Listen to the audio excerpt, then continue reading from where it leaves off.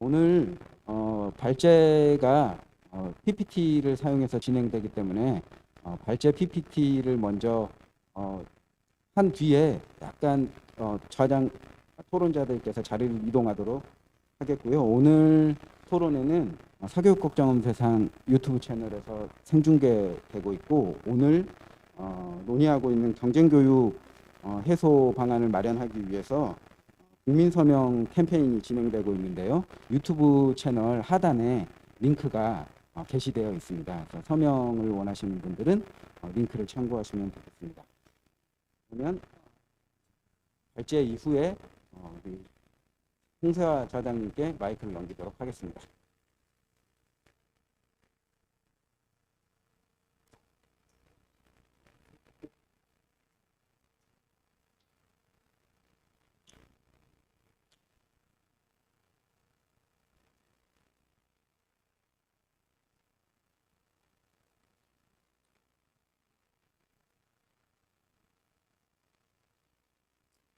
네, 천천히 내려오고 있습니다.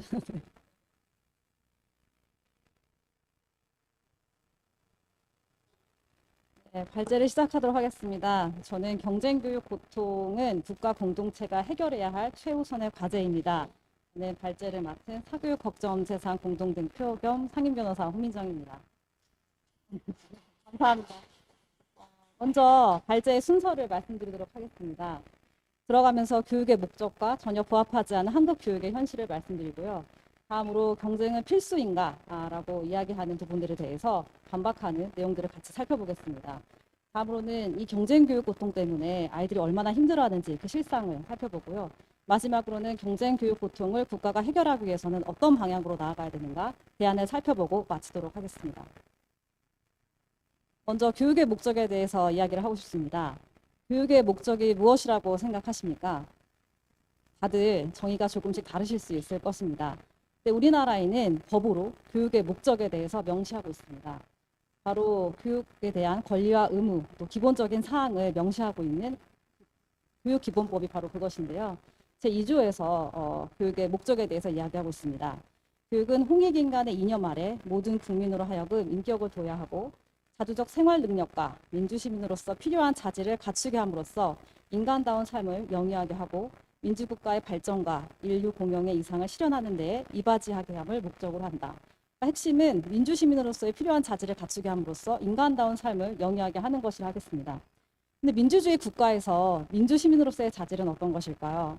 수많은 국가의 주인들과 함께 같이 협업하고 또 협력하고 최선의 선택을 이뤄내는 능력일 것입니다. 그런데 이러한 교육의 목적과 한국 교육의 현실은 정반대의 모양새로 나아가고 있습니다.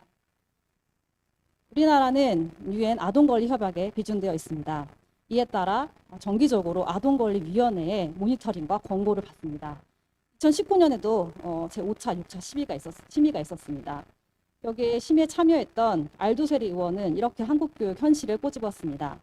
한국의 공교육 제도의 최종 목표는 오직 명문대 입학으로 보인다. 아동의 잠재력을 10분 실현할 수 있도록 하고 발달을 목표로 하는 것이 아니라 경쟁만이 목표인 것 같다. 내가 만난 한국의 아동들은 자신들이 하는 일은 공부밖에 없다고, 학교가 끝나면 자정까지 학원에 있어야 한다고 했다. 라고 일침을 했습니다. 이렇게 경쟁교육이 심각한 상황에서는 민주시민으로서의 자질, 협동, 협응 이런 것을 할 수가 없습니다. 경쟁 일본도의 국가에서는 각자 도생만이 생존할 수 있는 유일한 방식이기 때문입니다. 그럼에도 불구하고 경쟁은 유용하고 필요하며 인간의 본능이다라고 주장하는 사람들이 있습니다. 교육심리학자 알피코는 나는 경쟁에 반대한다라는 저서를 통해 경쟁에 대한 대표적인 신화 4가지를 치밀하게 반박하고 있습니다. 하나씩 살펴보겠습니다. 먼저 경쟁은 인간의 본성이어서 필연적이다라고 이야기하는 입장입니다. 이것을 반박하기 위해서 스티븐 제이 굴드라는 생물학자의 저서를 인용합니다. 이 생물학자는 개미부터 들소까지 관찰을 해서 자연 상태에서 어떤 것이 더 일반적으로 나타나는지 결론을 내렸습니다. 상호 구조론이라는 책에서 결론을 내렸는데요. 오히려 경쟁은 굉장히 제한된 기간 안에 일어나고 일반적으로 생존 환경은 상호 구조나 원조 등으로 경쟁을 억제할 때 만들어진다고 결론을 내리고 있습니다. 두 번째로 경쟁은 본성이 아니라 학습한 것이라는 사실입니다. 1937년 이것에 대한 광범위하고 포괄적인 연구가 있었습니다. 이에 따르면 경쟁이나 협력이나 두 가지 모두 학습된 것이지 본성으로 타고난 것이 아니다라고 결론을 내리고 있고, 이 결론은 뒤바뀌지 않고 있다고 합니다. 전통적인 피아자의 발단 이론을 따르는 입장에서도 6살에서 7살은 의미 있는 협력과 경쟁이 불가하다라고 이야기하고 있습니다. 다음으로 인간의 본성이라면 경쟁이 이것은 감춰질 수 있는 것이 아니기 때문에 협력 또한 학습이 가능하지 않고 또 실제로 구현될 수도 없다라는 것을 입증한 것입니다. 협력 학습은 가능하다는 것이죠. 데이비드 캠벨이라는 교사가 영국의 초등학교에 방문해서 이 반에서 가장 영리한 아이가 누구니? 라고 물어봤다고 합니다. 그때 아이들은 아무도 대답을 하지 못했다고 해요. 왜냐하면 그 교실에는 등수를 매기는 것도 없었고 도장을 찍는 것도 없었고 우등생을 가려내는 일도 없었고 모든 글과 그림이 평등하게 전시되었다고 합니다.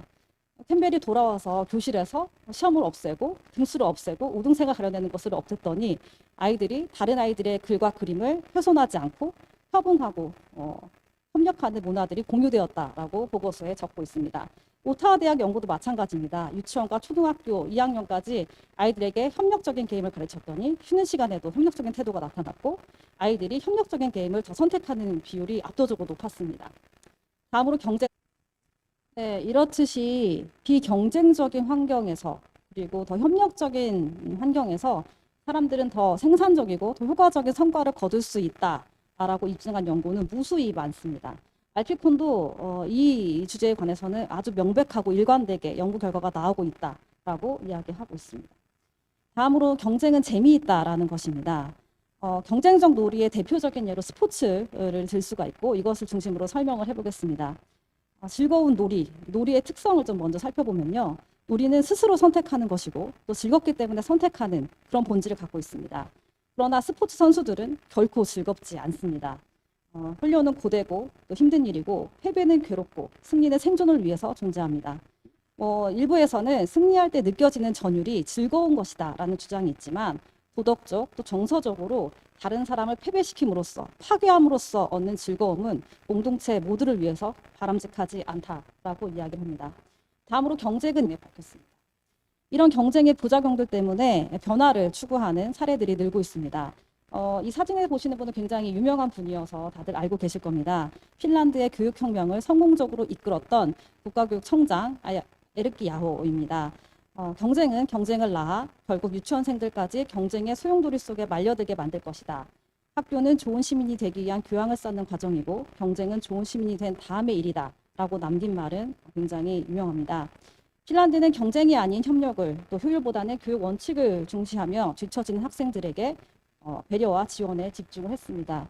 이로 인해서 피사에서 좋은 성적을 거두는 그런 성과들도 있었습니다. 내신 평가에 대해서도 한번 살펴보겠습니다. 고교학점제 다들 아실 겁니다. 학생들의 적성과 소질에 따라 교육과정을 구성할 수 있도록 그런 취지에 실시되는 교육제도입니다. 이 고교학점제를 시행하는 국가들은 대부분 내신 평가를 절대평가화하고 있습니다. 상대평가가 가미되게 되면 학생들이 소질과 적성에 따라 선택해야 되는데 왜곡 현상이 일어날 수 있기 때문입니다. 그런데 우리나라는 고1에 있어서 백분율을 또 반영한다고 해서 같이 기입한다고 해서 사실상 상대평가를 유지하는 입장인 것으로 볼 수가 있습니다. 다음으로 국가에서 실시하는 대입시험입니다.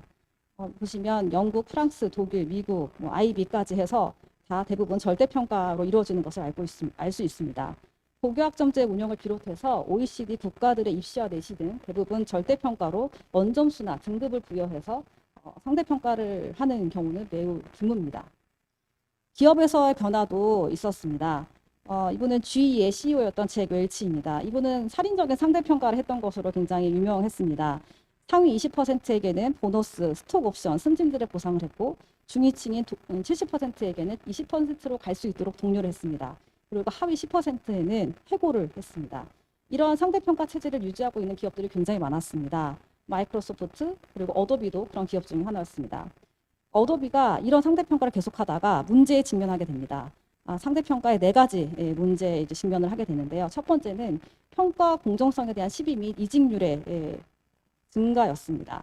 이 상대평가를 하다 보니까 직원들끼리 또 팀장과 부하 직원끼리 경쟁과 적대감이 가득했다는 것입니다. 그리고 또 1월에 성과 평가를 하면 2, 3월에 이직하는 일이 굉장히 많았습니다. 두 번째로는 성과 달성에도 역효과가 있었다는 것입니다. 최신 효과라는 또 이야기가 있는데요. 평가 시점에만 성과 창출에 집중을 하는 겁니다. 그리고 향후에 우리가 어떻게 업무 성과를 늘릴 것인가 이런 논의도 중요한데 과거 평가에 대한 이야기만 하다 보니까 과거에 또 매몰돼서 성과가 잘 나지 않는 이런 악순환들이 일어났던 것입니다. 또한 평가에 드는 시간도 굉장히 과도했습니다. 한 해 2천여 명의 관리자들이 약 8만 시간을 평가 및 성과 리뷰에 소모하고 있었는데요. 정규직 40명이 일하는 시간과 비용과 맞먹었다고 합니다. 또한 전략과 방향성의 전환도 굉장히 중요했는데요. 협력과 창의성을 한층 필요로 하는 시대의 요구에 여전히 과거에 머물러 있는 그런 역효과들이 있었습니다. 그래서 어도비는 체크인이라는 절대평가 시스템을 도입하게 됩니다. 공동의 목표를 설정하고 또 어떻게 협력했는가를 평가했더니 평가 소모 시간이 8만 시간이나 절약이 되었습니다. 또한 이직률도 30% 이상 감소했습니다. 마이크로소프트도 절대평가로 전환했습니다. 그리고 인사평가의 질문을 3가지로 단순화했는데요. 먼저 첫 번째는 본인의 업적이 무엇인가 묻습니다. 두 번째로는 다른 사람의 업적에 무엇을 기여했는가를 묻습니다. 그리고 세 번째로는 다른 사람 업적에 더해서 더 큰 성과를 낸 것은 무엇이냐라고 묻게 되는 겁니다. 이렇게 절대평가로 전환하니까 마이크로소프트는 주가 265%가 상승했고요. 2018년 말에는 미국 시가총액 1위에 복귀하게 됩니다. 이렇게 기업이나 다른 나라에서는 경쟁의 부작용을 빠르게 인식하고 민첩하게 그 조직과 사회의 변화를 추구하고 있었습니다. 그러나 우리나라 교육 변화는 굉장히 더딥니다. 나노 단위로 변별을 해서 줄을 세우고 그의 평가에 합당한 보상을 해야 된다는 신념이 아주 뿌리 깊게 박혀 있습니다. 과도한 경쟁으로 인한 부작용은 굉장히 병리적이었습니다. 학생, 학부모 아픔과 불안은 집단적으로 고통을 호소하고 있는 상황입니다. 다음 챕터에서는 경쟁교육 고통의 실상을 대해서 좀 더 자세히 알아보도록 하겠습니다. 유기영원실과 사교육걱정 대상은 학생 5천여 명, 그리고 학부모 1,800여 명을 대상으로 경쟁교육 고통에 대해서 설문조사를 했습니다. 먼저 일과 시간에 대해 질문을 했었는데요. 잠이 부족하다고 생각하나요? 라고 물어보니까 고등학생들은 60% 이상이 잠이 부족하다고 호소하고 있었습니다. 그 이유는 무엇인가 물어봤더니 대다수의 학생들은 학원, 과외, 가정학습, 즉 공부 때문에 수면이 부족하다라고 응답을 하고 있었습니다. 학업이나 성적에 대해서 스트레스를 받고 있나요? 라고 물어봤더니 고등학생 같은 경우에는 63% 이상, 또 일반 특목고 자사고 같은 경우 65% 이상 스트레스를 받고 있다고 응답했습니다. 그 이유 또한 가장 높은 것은 나 자신에 대한 실망과 자신감 상실, 그리고 상급 학부 입시의 부담, 대학이 서열화되어 있어서 순으로 대다수의 이유를 차지하고 있었습니다. 학업 때문에 불안하거나 우울한 적이 있었나요? 라고 물어봤을 때 고등학생들은 56.9% 이상이 학업 때문에 불안하고 우울하다고 응답하고 있었고 어느 정도로 불안하고 우울하냐라고 물어봤더니 불안과 우울감 때문에 자해, 자살에 대해 생각해 본 비율이 초등학교는 무려 25% 가까이 되었고 특목 자사고 같은 경우는 30%가 넘었습니다. 25%라고 할 때 4분의 1이니까 별로 많지 않다라고 생각할 수도 있을 것 같아요. 그러나 한 반이 요새 25명, 25명인 상황을 감안해 봤을 때 한 반에 6, 7명은 학업 때문에 자살 또는 자해까지 생각하고 있는 굉장히 위험한 상황이라는 것을 우리 모두 확인할 수가 있습니다. 이런 고통으로 굉장히 심각한 고통을 호소하고 있는데요. 이 고통을 국가가 해결해야 한다고 생각하나요? 라고 질문했더니 중학생부터 고등학생들까지 80% 이상 압도적으로 국가가 해결해야 된다라고 의견을 모으고 있었습니다. 이렇게 데이터가 심각한데 학생들의 고통의 실제적인 목소리는 어디서 들을 수 있을까? 제가 한참을 찾아봤습니다. 근데 뭐 뉴스 메인 포털에도 사실 나오지 않고 기사도 잘 되지 않고 교육부의 정책에도 나와 있지 않습니다. 어디서 제가 찾았냐면요. 영상 플랫폼 채널의 한 영상의 댓글에서 저는 찾아볼 수 있었습니다. EBS가 수년 전에 나는 대한민국 고3입니다 라는 다큐멘터리를 제작했고 이 채널에서 이 다큐멘터리를 보는 외국인의 반응을 담은 영상을 게시했습니다. 이 게시한 영상에 댓글이 7,750개가 달립니다. 그리고 이 7,750개는 대부분 학생들의 댓글이었습니다. 댓글 몇 가지를 소개해드리고 싶습니다. 오해되니까 레알 왜 자살하는지 알 것 같다. 중등 때만 해도 장난으로 한강 가자라고 했는데 이젠 진심이 70%다. 수능 때문에 자살하는 것은 솔직히 타살이다. 아직 12살밖에 안 됐는데 너무 힘든데 고3 언니 오빠들은 얼마나 힘들까. 이거 보니까 너무 힘들어요. 지금 5학년이지만 하루에 7시간, 9시간씩 공부하고 갑자기 내가 이걸 왜 하는 건지 대학 공부 우리나라가 왜 이 지경까지 됐을까요? 바로바로 쓰러질 것 같다, 진짜. 다다음 주 시험인데 내가 자려고 눈 감는 순간 다른 애들은 책상에 앉아 있을 것 같아서 무섭고 두려워서 잠을 못 자겠어. 중3인데 왜 이렇게 눈물이 나지? 아, 진짜 7시 반에 학교 가서 5시에 끝나서 학원 가서 12시에 집 오면 씻고 공부하다가 3, 4시쯤 잠들고 6시 반에 일어나고 엄마 아빠 하루에 보는 시간 1시간도 안 되는 것 같아요. 매일 이렇게 공부만 하다가도 아, 죽고 싶다 소리 절로 나오고 같은 반 친구를 밟고 올라가야만 내가 원하는 대학에 갈 수 있다는 교육 체제가 애들 미치게 하는 거지. 제발 좀 살려주세요. 이러고 살기 싫어요. 보이는 이러고 사는 게 당연하다고는 하지만 매일을 10시간, 12시간씩 공부하다 보면 멀쩡하다가도 미쳐요. 눈물 나고 맨날 질질 짜고 이러면서도 이 정도 성적밖에 안 나온다는 것 자체로도 죽고 싶은데 나라에서 학교에서 죽으라고 등 떠미는 거랑 뭐가 달라요? 라고 반문하고 있습니다. 이렇게 학생들의 고통이 심각한 상황인데 학생들이 개인의 노력으로는 해결할 수가 없습니다. 아무리 공부를 열심히 하고 1등급을 받는다고 해도 이 불안과 공포에서 헤어나올 수 없기 때문입니다. 따라서 이 학생 경쟁고통 문제는 국가가 나서서 해결해야 합니다. 이 고통을 해결할 수 있는 권한이 있는 기구가 출범을 합니다. 국가교육위원회가 바로 그것인데요. 이 국가교육위원회 설치 및 운영에 관한 법률을 보시면 국가교육위원회는 교육 비전, 중장기 정책 방향, 학제, 교원 정책, 대학 입학 정책, 학급당 적정 학생 수 등 중장기적 교육 제도를 정할 수 있도록 권한을 가지고 있습니다. 그리고 이것에 대해서 관계 중앙행정기관의 장 그리고 지방자치단체의 장은 이것에 따라 수립하고 추진해야 되는 의무를 가지고 있기 때문입니다. 저희는 다음과 같은 전략을 제안합니다. 국가교육위원회에 학생 고통을 해결할 수 있는 전담기구를 설치하는 것입니다. 그래서 이 전담기구가 학생 경쟁교육 고통이 얼마나 심각한지 지표로 나타내서 매년 정기적으로 발표를 합니다. 그리고 이 경쟁교육 고통을 지수를 떨어뜨릴 수 있는 목표를 설정하고 이 목표에 따른 정책을 수립하고 실행을 의무합니다. 여기에서 상대평가 금지, 성취평가제 확대, 대입 자격 고사제, 대학 입학 보장제, 대학의 과감한 재정 투자를 통한 대학 서열 해소 등의 정책이 핵심적으로 논의되어야 될 것입니다. 또한 이게 정말 고통 지수를 감소시켰는지 추진 실적을 매년 공표하고 만약에 목표 달성을 하지 못했다면 어떻게 달성할 수 있을지 또 대책을 마련해서 추진하는 것으로 이렇게 구조를 만들어 나가야 됩니다. 이걸 통해서 국가가 책임지는 학생 행복 교육의 구조를 만들어 나갈 수 있을 거라고 기대하고 있습니다. 주목해야 되는 사례를 하나 말씀드리겠습니다. 영국의 공정한 기회보장 기구입니다. Rules for Fair Access라는 기구인데요. 이 기구는 교육 불평등 해소를 위해서 일하고 있습니다. 이 기구가 조사한 결과 매년 부유한 지역의 학생은 극빈 지역 또래보다 최상위권 대학교 입학 가능성이 5.7배가 높다고 합니다. 그래서 이 기구는 이러한 불평등 비율을 2025년까지 5배로 낮추고 39년까지는 동일한 비율을 맞추는 것을 목표로 하고 있습니다. 비록 경쟁 지수, 또 불평등 지수라는 차이점은 있지만 매년 정기적으로 실상을 알리는 데이터를 발표하고 이를 해결하기 위한 정책적 목표를 설계, 평가한다는 구조, 또 무엇보다 국가가 나서서 심각한 사회 구조적 현상과 관련된 교육 문제를 적극적으로 해결하고 관련하여 의무를 설정한다는 점에서 우리나라에 주는 시사점이 크다고 할 것입니다.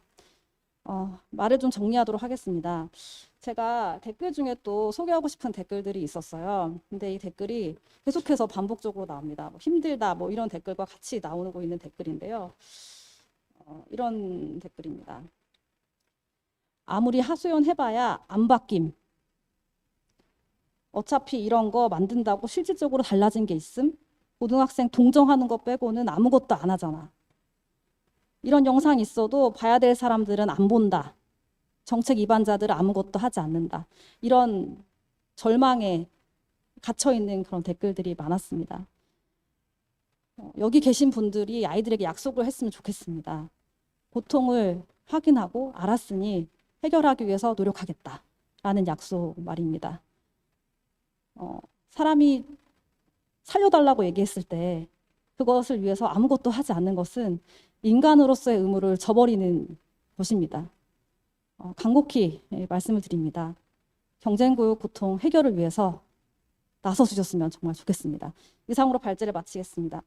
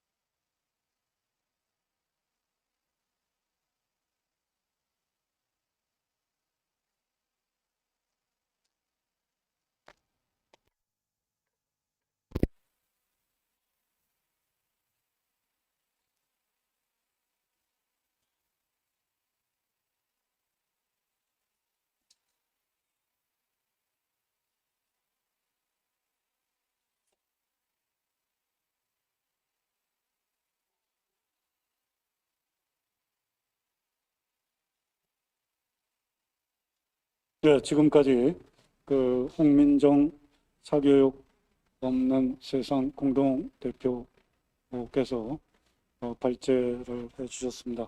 아주 간절한 그 마음을 담아서 우리에게 약속할 것까지 당부해 주셨습니다. 저는 그런 생각을 많이 합니다. 우리 그 제로미 벤덤의 말로 기억하는데 요즘 이제 이른바 동물권을 주장하는 사람들이 많이 인용하는 것이죠. 중요한 것은 그들이 말하는가 아닌가가 아니고 생각하는가 아닌가가 아니다. 중요한 것은 그들이 고통을 느끼는가 아닌가이다. 18세기 이미 나온 얘기인데요. 근데 오늘 이 고통의 문제, 우리 아이들이 고통을 느끼는 것뿐만 아니라 말도 하고 있고 그 다음에 생각도 하고 있는데 이 기성세대들이 들으려 하지 않는, 외면하고 있는 이런 현실이 아닌가 그런 생각이 들었습니다. 네, 오늘 이 국가 차원의 경쟁교육 고통 해결 방안을 모색하고 모색만 하지 말고 실천까지 하는 이런 교도부가 되기를 기대하면서 오늘 이 토론 발제 이후에 토론을 시작하겠습니다. 토론 순서는 여기 프로그램에 나와 있는 순서대로 해도 되겠습니까? 그렇게 하죠. 네, 이 주어진 시간이 많지 않아서 10분 내지 12분 정도로 토론 시간을 맞추셨으면 고맙겠습니다. 네, 그럼 제1토론 강미정 세이브 더 칠드런 아동권리정책팀 팀장님의 토론이 있으시겠습니다. 네, 안녕하세요. 세이브 더 칠드런 강미정이라고 합니다. 제 토론은 지난 봄 교육감 선거 시에 저희 기관에서 조사한 청소년의 말로 시작하도록 하겠습니다. 시험에 목숨 걸고 친구들을 경쟁자라고 생각하고 싶지 않습니다. 국어, 영어, 수학, 교과목만 배우다가 제가 원하는 게 무엇인지, 꿈이 무엇인지 저를 잃어버렸습니다. 학생들이 꿈을 찾을 수 있게 실용적인 것을 가르쳐 주시기 바랍니다.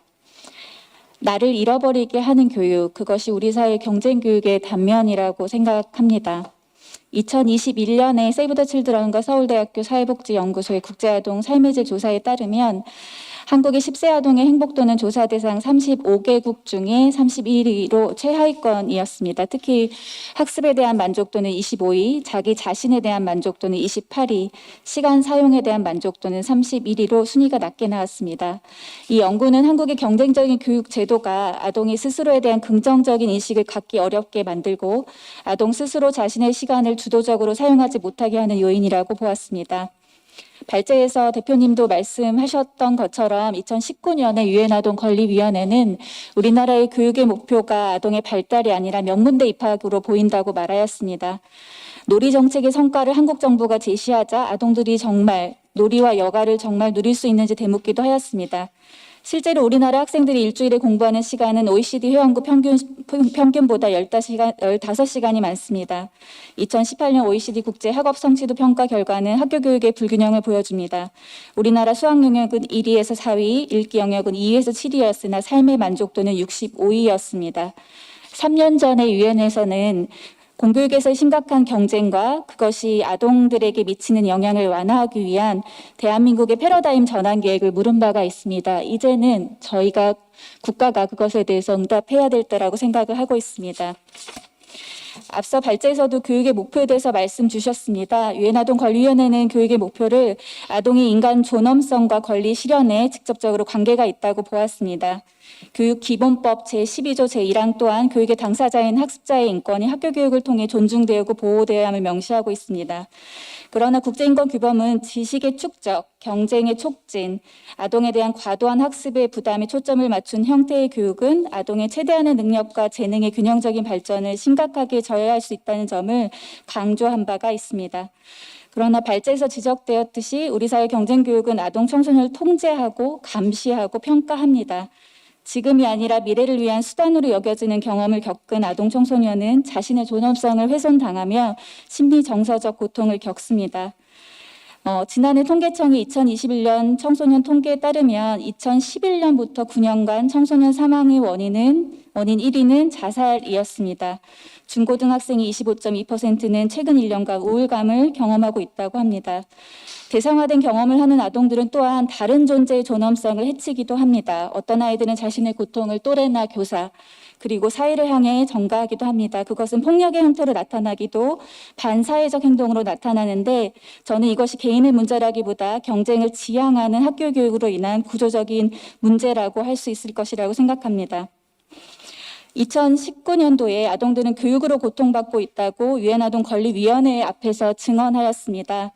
그리고 입시 제도로 인한 아동의 권리가 침해되고 있는지에 대한 모니터링을 국가가 적극적으로 실시하고 아동이 입시 제도로 인해 권리를 침해당한 경우에 문제를 제기할 수 있는 시스템을 마련할 것을 제안한 바가 있습니다. 세이브 더 칠드런이 2012년부터 지표 운동을 시작했습니다. 저희가 프레임워크 개발 과정에서 검토한 것 중에 하나가 NEKC 재단의 키스 카운트인데요. 그때 심포지엄에서 이 전 연구원께서 하신 말씀이 있습니다. 중요하다면 측정되고 보고될 것이다 라고 말씀을 하신 바가 있습니다. 지표의 생산과 보고는 사회적 관심을 환기하고 증거 기반의 정책적 추진을 가능하게 합니다. 발제에서 경쟁교육 고통의 해소를 위해서 전략으로 제시해 주신 경쟁교육 고통 지표가 필요한 이유라고 생각합니다. 아동 청소년들의 견해도 비슷합니다. 삶의 기술을 학교에서 배울 수 있기 위해 가장 먼저 학교에서 배워야 할 것을 저희가 물은 바가 있는데 입시에 중점을 두는 학교 교육의 목적에 대해 사회적 인식의 변화를 30%로 가장 많이 꼽았습니다. 경쟁이 아닌 협력교육으로 학생들의 높은 성취를 이끌어낸 핀란드 교육계획에는 여러 동력이 있는데 그 중에 하나가 책무성 정책입니다. 외부적으로 정해진 기준이나 표준화된 테스트가 아니라 학교에서 학생이 무엇을 배우는지의 차이를 가져오는 것은 교수라고 보았습니다. 시험 성적 즉 표준화된 방식으로 실시되고 채점되는 테스트는 교육과정을 협소하게 하고 평가를 위한 교수를 낳고 학교 간에 건강하지 않은 경쟁을 불러일으킨다고 믿었습니다. 이에 학생의 발달을 기록하기 위한 교육과정 중심의 평가가 우선적으로 이루어졌습니다. 또한 지속가능한 리더십 또한 강력한 교육개혁을 이끌었다고 평가됩니다. 교육정책이 다른 사회정책과 밀접한 관계를 맺도록 하여 교육을 공공서비스의 가장 중요한 것으로 보고 지원하였습니다. 실용주의적 관점에서 경제나 정치의 요구에 의해 교육의 근본적인 목적이 바뀌지 않도록 하는 리더십 그리고 거버넌스는 핀란드 교육개혁의 성공을 이끌었습니다. 출범부터 많은 우려가 있음에도 불구하고 국가교육위원회가 이러한 교육개혁을 이끌어가기를 저는 간절히 바랍니다. 국가교육 발전 계획에는 경쟁 교육의 고통으로 인한 다양한 사회적 문제 해결을 우리 교육의 가장 큰 우선 과제로 두어야 할 것입니다. 불안으로 학생도 부모됨도 경쟁하게 하는 것이 아니라 뒤처지는 모든 학생 또한 학습을 온전히 즐길 수 있도록 공정한 기회를 제공하는 것에 목표를 두어야 할 것입니다. 발제가 제안하는 경쟁교육 고통 지표가 보다 권리 중심으로 구성되기를 제안합니다. 아동 청소년 당사자들의 경험과 사유가 변화의 핵심이 될 것이라고 믿습니다. 이에 경쟁교육 고통 지표에 아동의 목소리와 참여가 중심이 되도록 하기 위한 다양한 접근들이 이후 고려되었으면 합니다. 또한 지표를 통한 모니터링 결과가 아동 청소년에게 접근 가능하고 지표에 근거한 정책 수립의 과정에 아동 청소년이 문제를 제기하고 대안을 제시하는 등 당사자의 목소리를 낼 수 있는 절차가 함께 고민되고 마련되기를 바랍니다. 아동권리협약 제12조에 따라 아동 청소년은 자신의 삶에 영향을 미치는 일에 자유롭게 의견을 내고 정당한 비중으로 존중받을 들려질 권리를 가지고 있기 때문입니다. 또한 교육 정책이 아동의 삶의 질과 행복에 미치는 영향에 대해서 보다 포괄적이고 종합적인 평가가 이루어져야 할 것입니다. 아동은 자신의 환경과 상호작용하여 발달하므로 경쟁교육을 이끄는 사회문화적 태도, 경제적인 압력, 이러한 점들을 고려한 정책들이 교육 정책과 함께 제시되어야 아동들이 국가 차원에서 경쟁에서의 고통으로 해소되는 것들이 좀 더 나아질 것이라고 생각됩니다. 아동은 교육받을 권리를 가집니다. 되어가는 존재가 아니라 현재를 사는 인격체로서 그들의 존엄성을 보장받고 권리를 실현하기 위해 필요한 삶의 역량들이 교육 정책의 핵심이 되어야 할 것입니다. 교육이 경쟁이 아니라 학생 중심, 권리 중심으로 나아갈 때 아동 청소년들은 고통으로부터 벗어날 수 있을 것입니다. 경쟁교육 현장에서 학생들의 삶이 지표를 통해 제대로 조망되고 그것이 정책으로 개발되기를 바라봅니다. 이상입니다.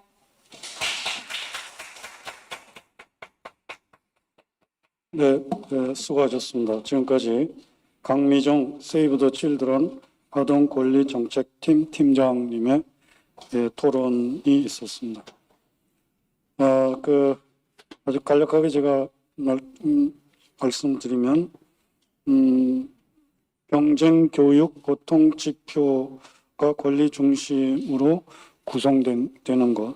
그래서 그 지표를 통한 모니터링 결과가 아동 청소년에게 접근 가능하고 지표에 근거한 정책 수립의 과정에 아동 청소년이 문제를 제기하고 대안을 제시하는 등 당사자의 목소리를 낼 수 있는 절차가 마련되어야 한다는 말씀을 담으셨습니다.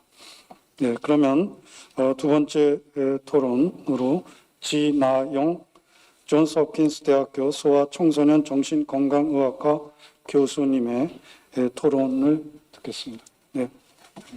네, 감사합니다. 이 중요한 자리에 저를 불러주셔서 너무나 감사하고, 제가 소아정신과 의사로서 다른 여러 전문가분들께서 말한 거에 저는 아이의 정신과 발달 이쪽으로 더 말씀을 드리고, 그다음에 또 여기 계신 중요한 정말 분들 뿐만 아니라 지금 유튜브나 다른 영상으로 시청하고 계시는 다른 분들께도 호소드리는 말씀을 드리고 싶습니다. 이게 그 정책 입안자뿐만 아니라 전 국민적인 이 동의와 이게 정말 심각하다 문제를 알아야 하기 때문에 그렇게 생각합니다. 여기 계신 많은 분들과 마찬가지로 저는 우리 아이들이 현재 교육 환경에서 어떤 메시지를 지속적으로 듣고 있는지에 대해서 깊은 우려가 있습니다. 아이들은 자라면서 부모와 어른들에게 배운 것을 바탕으로 세상을 보는 가치관과 삶을 살아가는 신념을 다지게 됩니다.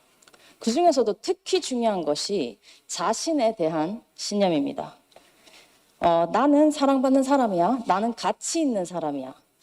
이렇게 어릴 때 심어진 자신에 대한 건강한 신념은 성인이 되어서도 정신건강에 단단한 뿌리가 됩니다.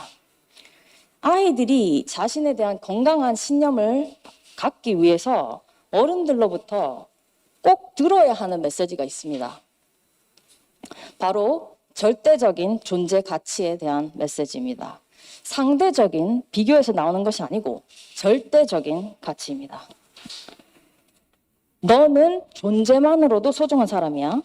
인간은 태어나면서부터 존중받아야 하는 절대적인 존엄성을 타고난단다. 이런 메시지를 듣고 자란 아이는 나는 가치 있는 사람이야 라는 건강한 신념을 갖게 됩니다. 또 사람은 누구나 그 존재 자체만으로 존중받을 만한 가치가 있고 나와 다른 다양한 사람들도 다 존중해 주어야 한다는 것을 배우게 됩니다. 그런데 아이들의 각각의 다양성을 존중하지 않고 아이들을 획일적인 기준으로 경쟁을 시켜 줄을 세우고 상대 평가를 하는 교육 환경을 한번 생각해 보세요. 이런 환경에서 우리 어른들은 아이들에게 어떤 메시지를 지속적으로 주고 있습니까? 그렇게 해가지고 너 나중에 무시당하면서 산다. 너 지금 공부 못하면 커서 사람 구실도 제대로 못한다. 네가 대학을 어디 가느냐에 따라 너의 가치가 달려 있는 거야. 이런 상황은 마치 여러 종류 동물들을 다 모아놓고 공정하고 공평하게 평가해야 되니까 여기 다 와서 나무 타기 능력 시험을 보세요. 이렇게 하는 격입니다. 나무를 잘 타는 원숭이는 우월감을 느끼겠지만 다른 동물들은 어떻겠어요? 코끼리, 악어 이런 애들. 특히 물고기는 자신이 나무를 못하는 무능력한 바보라고 생각하고 평생을 살 겁니다. 물고기는 물을 찾아가야 되는데 말이죠. 그 힘든 나무 타기를 헉헉거리면서 하면서 열등감과 자괴감으로 고통을 받을 것입니다. 제가 미국에서 21년째 살고 있는데요. 한국에 좀 돌아와서 충격 먹은 장면이 있습니다. 제가 상가 엘리베이터에 들어갔는데 애들 진짜 사진이 이렇게 붙여져 있고 그 옆에 수학 100점, 과학 100점, 영어 100점 이런 게 이렇게 적혀 있는 거예요. 제가 그걸 보고 진짜 가슴이 철렁했습니다. 좀 믿기 어려울 정도의 장면이었어요. 이거는 인간의 절대적인 존재 가치는커녕 아이들을 거의 제품이나 상품 수준으로 만드는 거 아닙니까? 이걸 보고 제가 이 말씀을 드리니까 그거 동기부여 되잖아요. 저렇게 경쟁 좀 시켜야 애들이 공부를 하지 그냥 하나요? 이렇게 말하는 분들이 계시더라고요. 물론 어른들이나 다른 선생님들은 이게 아이들에게 좀 더 열심히 더 잘하라고 더 잘되라고 격려하면서 하시는 이런 말씀하십니다. 그런데 여기서 경쟁의 결과가 그 사람의 가치라는 메시지를 어린 시절부터 거의 20년 가까이 주는 거는 그 아이에게 사람의 가치는 절대적인 게 아니란다. 원래 사람의 가치는 서로 비교하고 우열을 가르는 거야 라고 가르치는 꼴입니다. 이런 아이들은 사람을 동등하게 존중하지 않고 자라면서 사람을 학벌이나 돈, 직업, 외모 같은 걸로 등급을 매겨서 아래 위로 나누는 걸 당연하게 여기게 됩니다. 이런 문화에서는 소수의 1등을 제외한 대다수의 아이들에게 열등감과 자괴감을 심어주는 지름길입니다. 아이의 내면을 병들게 하고 어른이 되어서도 정신건강에 지속적인 악영향을 미칠 수도 있습니다. 이런 문화 속에서 낮은 자존감 때문에 힘들어하고 우울감, 자살 충동에 시달리는 사람이 많은 거는 어찌 보면 당연한 결과입니다. 또 우리 사회에 왕따나 학폭 문제, 갑질 문화, 편가르기 문화가 팽배한 것도 이와 무관하지 않다고 봅니다. 우리 사회의 행복도가 바닥이고 자살률이 월등히 높은 것이 이해되지 않습니까? 여러분들은 경쟁으로 사람을 움직이는 게 당연하고 필요한 거 아닙니까? 이렇게 말씀하시는 분들도 꽤 계십니다. 그렇다면 제가 한번 여쭤보겠습니다. 모든 사람이 경쟁에서 이기는 것을 가장 우선시하는 사회를 한번 상상해 보세요. 제가 의사이므로 의사의 예를 들어보겠습니다. 의사는 의료 행위를 할 때 지켜야 하는 의료윤리 4대 원칙이 있습니다. 환자의 자율성 존중, 악행 금지, 선행, 정의가 그 4대 원칙입니다. 그런데 의사가 이런 가치를 존중하기보다 그저 경쟁에서 이기고 더 많은 보상을 받는 데만 집중한다면요. 그 의사한테 가서 진료받고 싶습니까? 의사만 그럴까요? 식당 주인을 한번 생각해 봅시다. 손님에게 좋은 건강한 음식을 제공한다는 가치를 존중하기보다 경쟁과 보상에 의해서만 움직인다면요. 그 식당에 가서 밥 먹고 싶으세요? 모든 사람이 경쟁에서 이기는 것을 최우선에 두고 움직이는 사회라면 선생님, 사업가, 경찰, 자영업자, 배달기사 다 같은 상황 아닙니까? 경쟁과 보상을 최우선으로 해서 돌아가는 사회에서 다른 사람을 신뢰할 수 있습니까? 우리가 이 경쟁과 보상이 최우선이라는 걸 너무 어린 아이 때부터 가르쳐주고 있지 않습니까? 이런 신뢰가 부족한 사회에서 청년들이 미래의 희망을 가지고 살 수 있을까요? 이런 가혹한 경쟁 사회에서 자신을 닮은 아이를 낳고 싶을까요? 우리가 지금까지 치열하게 경쟁했기 때문에 오늘날 우리나라가 경제, 문화, 과학, 기술을 비롯한 많은 분야에서 선진국이 된 거 맞습니다. 그렇지만 앞으로도 이 정도의 경쟁을 계속해야 된다. 어릴 때부터 그것을 머리에 넣어야 된다고 말씀하시는 분들께, 우리나라가 그래야 더 발전한다는 분들께 묻겠습니다. 모든 분야에 탁월한 세계에서 최고도로 발전한 국가가 있습니다. 그런데 그 국가가 딱 한 가지 못하는 것이 있습니다. 바로 그 아이들을 건강하게 길러내는 것입니다. 그렇다면 이 다른 모든 분야에 월등한 이 국가가 진정 성공한 국가라고 할 수 있습니까? 이제는 우리가 경쟁을 더 북돋아서 더 탁월한 국가가 되겠다는 생각을 바꿔야 할 때입니다. 오히려 낮은 행복도, 높은 자살률, 이런 심각한 정신건강의 문제, 그리고 세계 최저 출산율이라는 국가 존재의 위기에서 벗어나기 위해 노력해야 될 때입니다. 맞는 말이긴 한데요. 한국 교육 현실이 쉽게 안 바뀌어요. 이렇게 말씀하시는 분들 많고 그분들께 올립니다. 이 아픈 건강하지 못한 과잉 경쟁 교육 현실을 우리 아이들에게 그대로 물려줄 것인지 바꾸어서 물려줄 것인지는 우리 어른들에게 달려 있습니다. 이 가혹한 경쟁 교육 문화를 바꾸기 위해서 총력을 기울일 것인지 아닌지는 우리의 선택입니다. 얼마 전 안토니오 구테레스 UN 사무총장님이 기후변화 위기에 대해서 다음과 같이 깊은 우려를 표현했습니다. 저는 경쟁교육 문화에 대해서도 이 정도의 심각한 우려가 있습니다. 이렇게 말씀하셨습니다. 인류의 절반이 홍수나 가뭄, 폭풍, 산불의 위험 지역에 있다. 어느 나라도 예외가 없다. 그럼에도 불구하고 우리는 화석연료 중독을 끊지 못하고 계속하고 있다. 우리에게는 선택지가 있다. 함께 행동할 것인가? 함께 죽을 것인가? 그것은 우리 손에 달려 있다. 이걸 우리 경쟁 교육에 한번 빗대어 볼까요? 우리 아이들이 학업 스트레스, 열등감, 우울감, 자해, 자살 충동에 시달리고 있다. 그 어떤 아이도 예외가 없다. 그럼에도 불구하고 우리는 계속해서 아이들을 경쟁 교육의 고통 속으로 몰아넣고 있다. 우리에게는 선택지가 있다. 함께 행동할 것인가? 함께 죽을 것인가? 그것은 우리 손에 달려 있다. 지금 이런 과도한 경쟁 교육은 우리 아이들에게 사람의 가치가 경쟁의 결과에 달려 있다는 왜곡된 신념을 심어줍니다. 그렇게 자란 아이들의 자신에 대한 신념이 어떨까요? 나는 가치 없는 사람이야. 나는 사랑받지 못하는 사람이야. 나의 가치는 성적과 대학 간판에 달려 있어. 다른 사람은 나의 경쟁 상대야. 믿을 놈 하나도 없어. 세상은 이렇게 경쟁에서 도태되면 살아남기 힘든 전쟁터 같은 곳이야. 이런 메시지를 우리 아이들에게 주고 싶습니까?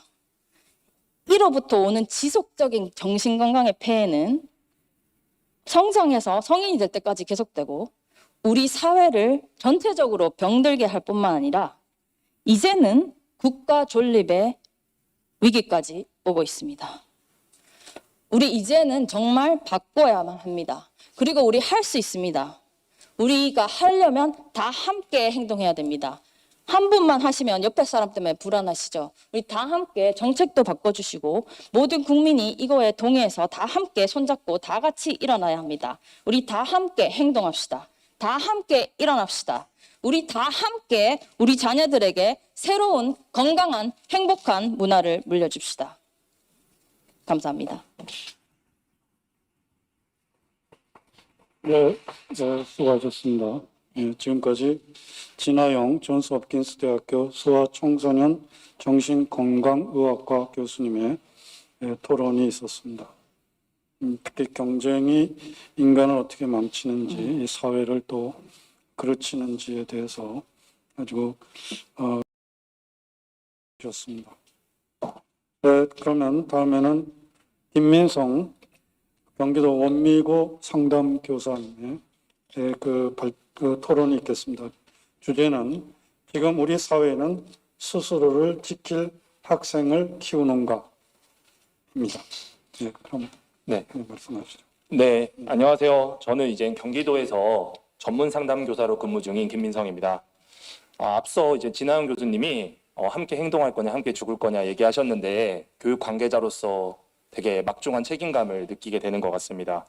오늘 이제 여러 전문가분들을 모시고 이렇게 얘기하는 자리에서 이제 학교에 근무하는 저를 부른 것은 학교 현장의 아이들이 어떠한 고민과 어떠한 고통과 어떠한 경험들을 하는지를 좀 실질적으로 느끼고 싶다라는 의도가 좀 담겨 있지 않나 생각하면서 토론에 임해 봅니다.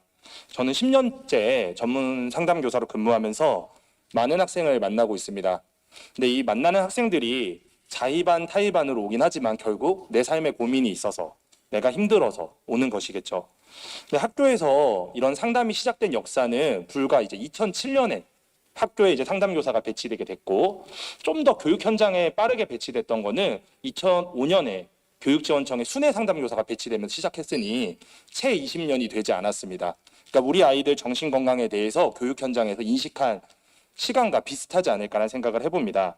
그런데 이 20년이 되지 않은 시간 동안에 아직도 상담에 대해서 수업 중에 상담 오는 것은 학습권 침해라는 인식이 남아있고 지금은 많이 희석이 되고 있지만 일부 남아있다는 것을 경험해 볼 수 있습니다. 그리고 이와 별개로 학생들이 수업 중에 상담을 오지 못하는 것은 그리고 못 듣는 것은 앞서 여러분들이 얘기했듯이 내가 이 수업이 뒤처지면 내가 앞으로 인생에서도 뒤처질까봐라는 근본적인 불안 그리고 남보다 뒤처질까봐라는 두렵다는 생각이 자리 잡고 있지 않을까라는 생각을 합니다. 물론 모든 아이들이 이런 생각으로 상담을 오지 않는 것은 아닙니다. 상담에 대한 부정적인 인식도 있을 것이고요. 그냥 교육 자체에 대한 어떻게 보면 흥미 자체가 없는 아이들도 있을 수 있죠. 하지만 적어도 경쟁 레이스를 포기하지 않은 그리고 이 경쟁 레이스에 뛰어들고 있는 아이들은 성적의 좋고 나쁨을 떠나서 내가 오늘 이 수업을 듣지 못한다면 나는 뒤처질 수 있어라는 불안을 가지고 살아난다는 것입니다. 제가 이런 불안을 가진 학생에게 해줄 수 있는 말은 그래 일단 시험 기간이니까 준비 끝나고 보자. 그래도 힘들면 쉬는 시간에 언제든지 찾아와라는 격려와 지지뿐이겠죠. 상담은 대개 주일에 50분에 걸쳐서 진행이 됩니다. 또 상담 시간은 제가 임의로 정하는 것이 아니라 학생이 충분히 수행평가 시간을 빼고 본인이 원하는 시간을 선택해서 올 수가 있어요. 원한다면 방과 후나 수업 전에도 상담을 진행하고도 합니다. 그런데도 그리고 사전에 내가 힘들다고 호소하는 학생임에도 불구하고 이 1시간을 빼지 못하고 시험 기간을 준비하겠다고 수업으로 돌아갑니다. 우리 사회는 경쟁 교육으로 결과를 만들어야 된다고 학생들을 내몰고 있다고 생각합니다. 당연히 고등학교 3년을 고생하며 노력해야지만 좋은 대학을 갈 수 있고 좋은 대학을 가야지만 성공할 수 있다는 사회적 의식이 만연하다고 생각합니다. 학생들은 자신을 생존시키기 위해서 지금을 희생해서라도 미래를 얻고자 정규 교육과정 12년을 치열하게 살아갑니다. 교육에서도 이런 문제를 인식하고 남보다 잘해야 하는 경쟁 교육에서 협력과 협동, 자기주도 학습의 중요성이 강조된 것은 하루 이틀 일이 아닐 것입니다. 실제로 많은 학교 그리고 저희 학교에서도 수업 중에 학생들이 협력 활동을 할 수 있도록 많이 노력하고 있습니다. 그런데도 우리는 왜 이 자리에서 경쟁 교육의 고통 그리고 이것을 어떻게 해소할지를 얘기하고 있을까요? 대학의 위계는 여전하고 대부분 대입평가는 상대평가를 근간으로 두고 있고 이 경쟁에서 아이들은 학생에게 우리가 충분히 이것을 벗어날 수 있다는 대안을 느끼게 전달하지 못하는 어른들의 책임이 있지 않을까라는 생각을 합니다. 이런 현실에서 저는 포기하는 것이 아니라 앞서 토론자분들이 얘기하셨듯이 지금 우리가 무엇을 할 수 있는가에 대해서 오늘 얘기를 해보겠습니다. 최근 첫 번째로 코로나19 시기를 겪으면서 학생들에게 자기주도 학습 능력이 많이 강조가 되었습니다. 많이들 말하는 물고기를 주는 게 아니라 낚시법을 가르치라는 그 능력이죠. 스스로 목표를 설정하고 관리하고 실행에 옮기는 그런 능력입니다. 근데 우리 교육 환경에서 이러한 자기주도 능력 학습을 가르치고 있을까요? 그리고 더 나아가 우리는 학생들에게 스스로 자기가 챙겨야 함을 잘 가르치고 있을까요? 저는 이 사회에 살아가는 모든 사람에게 지금 여기 계신 여러분들께 묻고 싶습니다. 우리는 자신을 지킬 수 있는 방법을 잘 아시나요? 제가 학생과 학부모 그리고 교사분들을 만나서 가끔씩 얘기를 하다가 질문을 한 번씩 드려요. 그러니까 어떻게 스트레스를 푸시나요? 힘드실 때 어떻게 하시나요? 물어보면 대부분 대답은 3가지로 정해져 있습니다. 잘 먹고, 잘 자고, 잘 대화합니다. 뭐 틀린 말이 아닙니다. 대부분 이 범위 안에 들어올 거예요. 하지만 이 방법이 나에게 어떤 의미가 있고 어떻게 회복되고 그리고 이게 나에게 어떤 의미가 있는지에 대해서 구체적으로 얘기하시는 분들은 많지 않습니다. 과연 지금 어른들조차 이런데 지금 그 어른들의 환경 속에서 자란 아이들이 이러한 자기돌봄의 중요성을 알고 있을까요? 최근 우리 서점에서 심리학과 마음 관련된 수필들이 정말 많습니다. 근데 이러한 책이 많다는 것은 역설적으로 우리 사회에 이런 자기돌봄이 아직 부족하지 않나 그리고 필요하다는 것을 느끼고 있지 않을까라는 생각을 하고요. 그리고 이런 학생들이 어른들도 지금 부족한 이 자기돌봄 능력을 교육 환경에서부터 키워주는 교육이 돼야 되지 않나 이런 생각을 해봅니다. 두 번째로 우리가 경쟁 교육에서 시험을 보는 이유에 대해서 고민을 해봅니다. 우리는 왜 공부를 하고 시험을 볼까요? 결국 성장 과정을 확인하고 내가 부족한 것이 어떤 것인지를 확인하기 위해서라고 생각을 해요. 근데 대한민국 학생들에게 시험은 결국 내 점수, 나를 판단하는 점수, 그리고 내게 매겨지는 등급, 등수, 그렇기 때문에 우리 나라에서 학생들은 성장이 아니라 전쟁을 하고 있다고 생각합니다. 아까 진하은 교수님이 얘기하셔서 깜짝 놀랐는데요. 그러니까 결국 생존을 위한 전투를 하고 있다는 것이죠.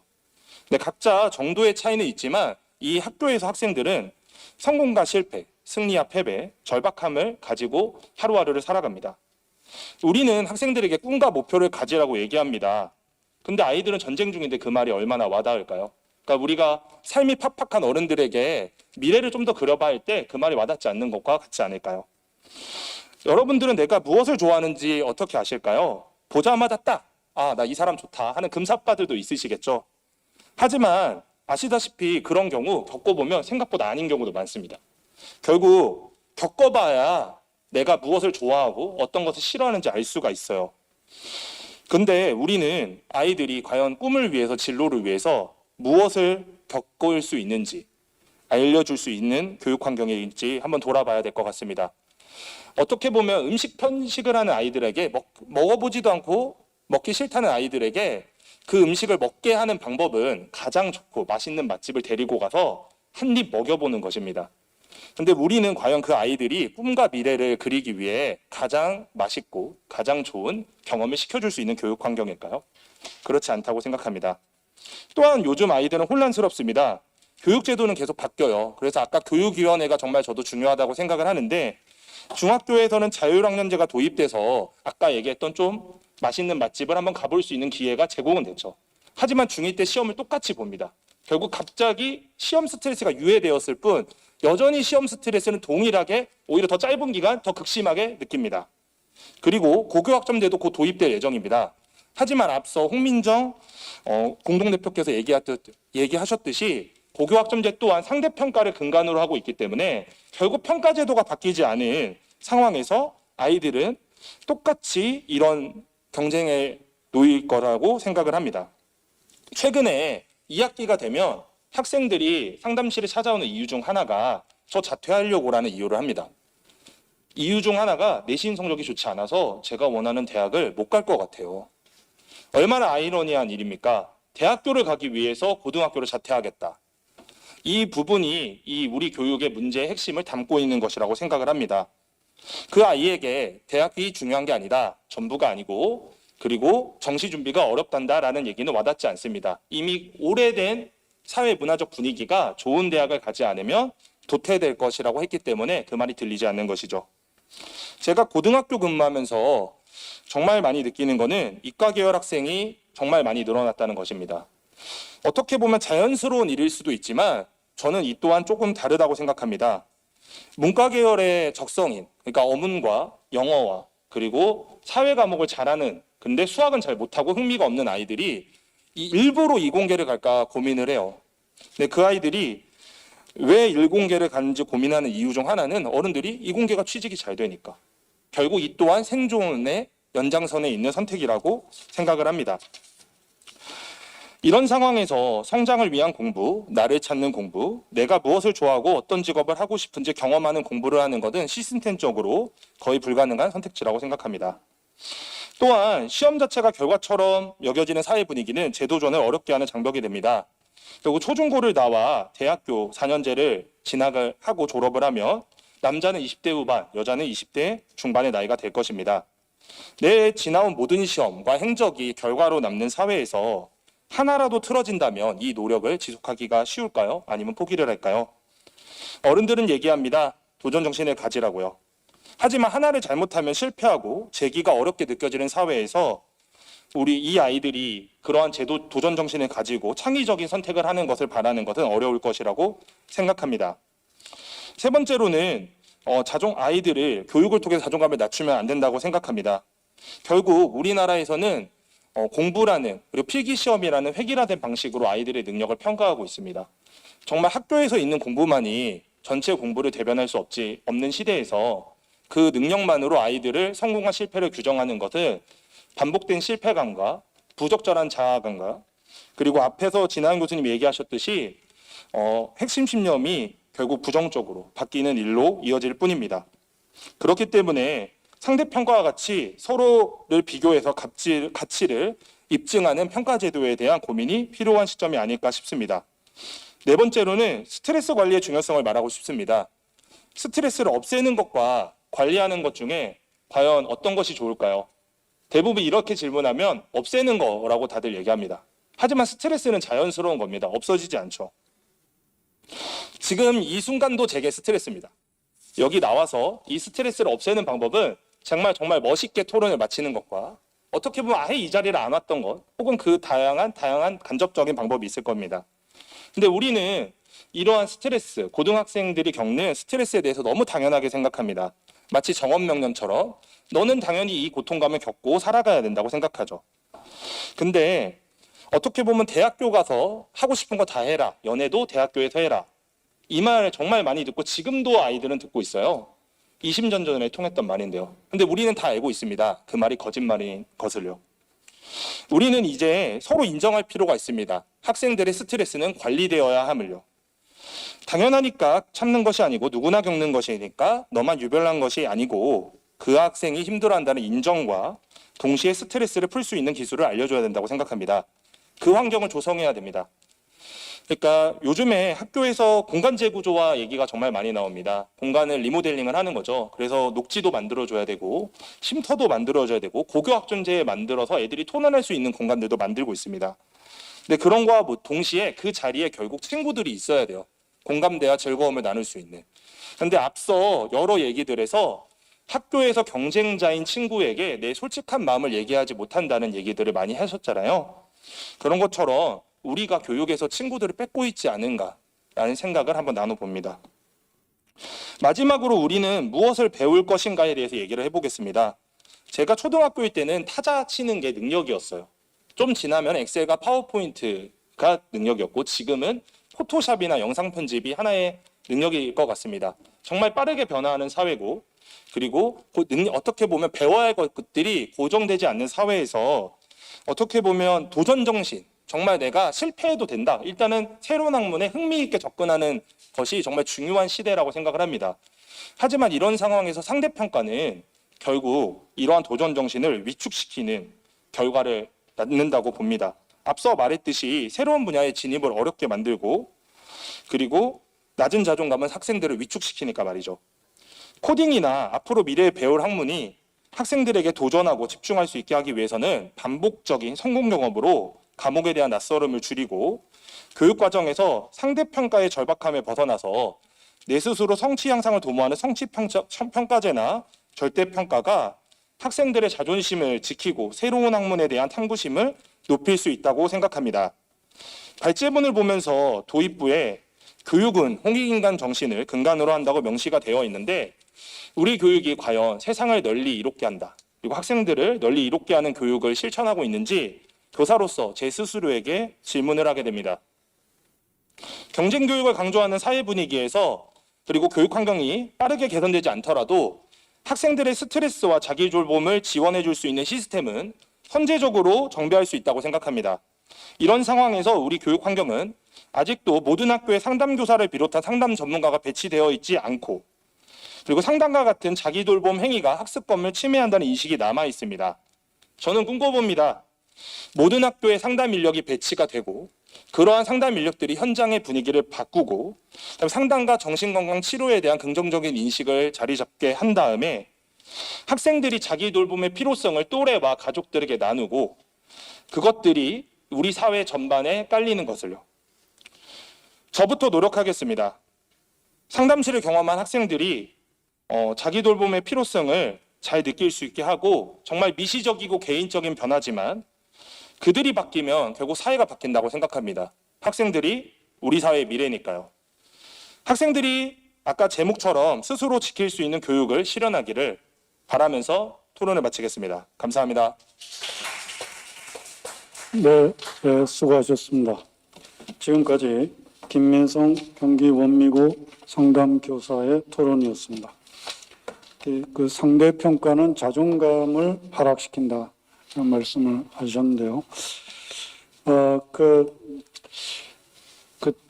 이런 말이 있습니다. 경쟁 비교와 성숙 비교. 말하자면 경쟁 비교는 남과 나를 비교하는 거라면 성숙 비교는 나의 어제와 오늘을 비교하는 그랬을 때 상대평가는 결국 끊임없이 경쟁 비교로 나를 이끌고, 거기에 비해서 절대평가는 그래도 나를 성숙 비교 쪽으로 이끌어 갈 수 있다고 봅니다. 예. 또 앞서 진아영 교수님의 말씀과 함께 그런 생각이 떠올랐습니다. 네, 그러면 이어서 정희권 교육부 학생건강정책과 과장님의 토론이 있겠습니다. 네, 반갑습니다. 교육부 학생건강정책과장입니다. 저도 교육부에서 우리 아이들의 다양한 건강 문제를 지원하는 업무를 담당하고 있습니다.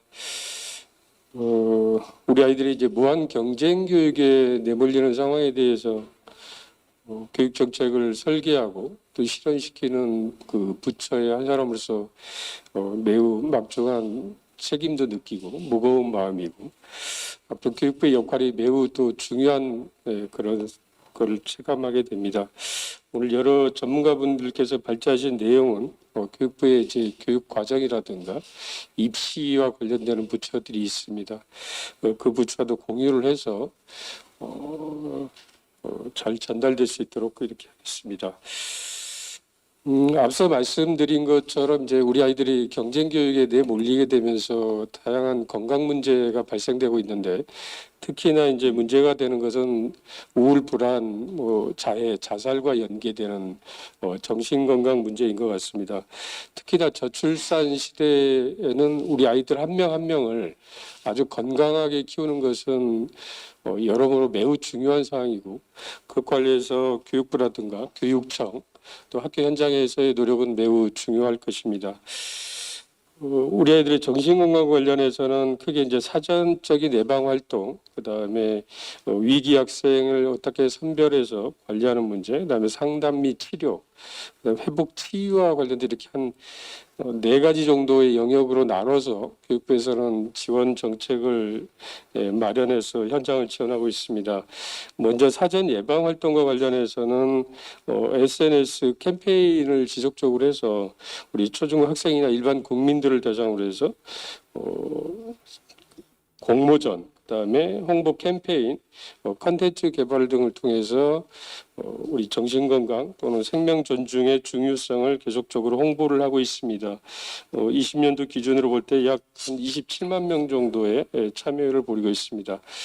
학교 현장에서는 많은 선생님들이 우리 아이들의 정신건강 문제에 관여를 하고 있습니다. 이분들이 적절한 개입과 그다음에 학생들 지원할 수 있도록 다양한 연수 프로그램을 개발하고 교직원에 대한 연수도 지원을 하고 있습니다. 그래서 학생 정신건강에 대한 이해, 생명지킴이에 대한 강사 요원을 양성해서 학생들에게 슬기롭게 대처할 수 있도록 이렇게 지원을 하고 있습니다. 학부모의 역할도 매우 중요합니다. 우리 전국의 학부모님들 대상으로 자녀의 정신건강에 대한 이해, 특히나 이제 문제가 되고 있는 인터넷이나 스마트폰 과의존 문제, 다양한 자녀 문제에 대한 대처법에 대한 교육도 실시를 하고 관련 자료들을 지원하고 있습니다. 학교 내에서는 주로 이제 여러 교육 과정에서도 다르게 됩니다만은 자살 예방 및 생명 존중 교육을 지원하고 관련되는 자료를 지원하고 있는데요. 관련해서 특히나 그 뉴스레터, 그다음에 리터러시 교육, 그다음에 교사의 심리 회복 프로그램, 그다음에 심층 상담 프로그램 등을 다양한 자료를 제공하고 있습니다. 우리 학생들 중에서 이제 위기 학생을 어느 정도의 그 관리 체계 하에서 선별하고 지원을 해야 되는데요. 일단은 초등학교에 입학을 하게 되면 1학년, 4학년, 중학교 1학년, 고등학교 1학년 학생들을 대상으로 전문가가 개발한 전문 검사 도구를 활용을 해서 온라인 검사를 실시를 하게 됩니다. 그래서 이렇게 되면 관심군 학생과 위기 학생들, 그다음에 우선적으로 관리가 필요한 학생들이 선별을 하게 되고요. 이 학생들에게 대해서는 이제 학교, 그다음에 전문가를 통한 개입으로 지원을 하고 있습니다. 전체적으로 보면 이제 그런 학생들의 숫자가 계속적으로 좀 증가를 하고 있는 것을 알 수 있고, 특히나 코로나 상황이 이제 3년 가까이 돼가면서 우울 불안을 호소하는 우리 학생들의 숫자도 점점 늘고 있습니다. 여러 가지 원인들이 있겠지만 아마 이제 그 고립이 또 주된 요인이 아니지 않나 이렇게 보고 있습니다. 학교에서는 이제 생명지킴이 전문 교원을 양성을 하고 있습니다. 학교에서 자살 징후를 보이는 학생들을 사전에 잘 파악을 해서 조기에 개입할 수 있도록 그런 교원들을 보건복지부와 연계된 프로그램을 통해서 지속적으로 지원을 하고 있고요. 위기 학생이 발생됐을 때 대응 역량을 강화하고 학교 구성원에 대한 응급 심리 지원에 대한 부분도 지원하고 있습니다. 최근에 특히 이제 강화되고 있는 부분은 정신건강 전문가의 학교 방문 사업입니다. 우리 사회는 아직까지는 정신건강에 대한 편견이 있는 것이 사실입니다. 자녀들의 정신건강 문제에 대해서 대수롭지 않게 생각하는 부분도 있고, 혹여 그 병원을 방문해서 진료나 치료를 하는 부분에 있어서도 굉장히 기피하거나 또 조기에 그 도움을 요청하거나 이런 부분들은 좀 아직까지는 해결이 될 숙제입니다. 그래서 교육부에서는 이제 전문가를 활용을 해서 학교에 직접 방문을 해서 고위험군 학생을 진단하고 교직원의 컨설팅을 하고 학부모 상담을 지원하는 맞춤형 지원 정책을 추진을 하고 있습니다. 또 우리 학생들이 24시간 자기의 고민을 언제든지 이렇게 상담을 하고 또 어떤 위험한 생각이 들 경우 도움을 요청하는 부분에 있어서 상담 채널을 좀 강화하고 있습니다. 학생이나 학교 밖 청소년들이 문자, 카카오톡, 페이스북 이런 전용 어플을 통해서 언제든지 고민을 상담할 수 있도록 상담 채널을 개설을 하고 전문 상담을 활용을 해서 24시간 문자 상담을 하고 위기 학생에 대해서는 관계당국과 연계해서 현장에 출동해서 지원하는 부분의 사업도 펼치고 있습니다. 특히나 자살 자해와 같은 극단적인 선택을 하는 학생들이 있는데요. 이런 경우 이제 관련돼서 치료비 지원 사업을 지원하고 있습니다. 1인당 한 600만 원 정도입니다. 그래서 정신과적 치료, 그다음에 신체 상해에 대한 치료비를 각각 300만 원씩 지원하는 사업을 진행을 하고 있고 앞으로는 이제 진료비에 대한 부분도 지원하는 부분을 좀 검토하고 있다는 말씀드립니다. 또 학교 현장에서는 우리 선생님들이 이 다양한 학생들이 정신건강 문제와 관련해서 굉장히 어려움을 겪고 있는 것도 사실입니다. 특히나 이제 코로나와 연계된 부분에 있어서 직무 소진도 있고 또 학생들 중에 자살 자해를 경험한 그런 담임쌤이나 옆에 선생님들의 경우는 굉장히 트라우마를 느끼는 부분도 있고 그렇습니다. 그래서 이런 선생님들을 위해서 전문가를 활용한 심리 지원단을 구성을 해서 상담 및 심리 지원, 그다음에 전문기관과 연계한 심리 회복 치유 캠프 등을 운영을 하고 있습니다. 지금까지 이제 학생 정신건강과 관련해서 교육부에서 지원하는 사업들을 좀 소개해 드렸습니다. 이러한 노력들은 뭐 일시적으로 바로 효과가 나타나지는 않을 것이고요. 상당히 지속적이고 앞으로 더욱더 확대가 필요한 부분인 것 같습니다.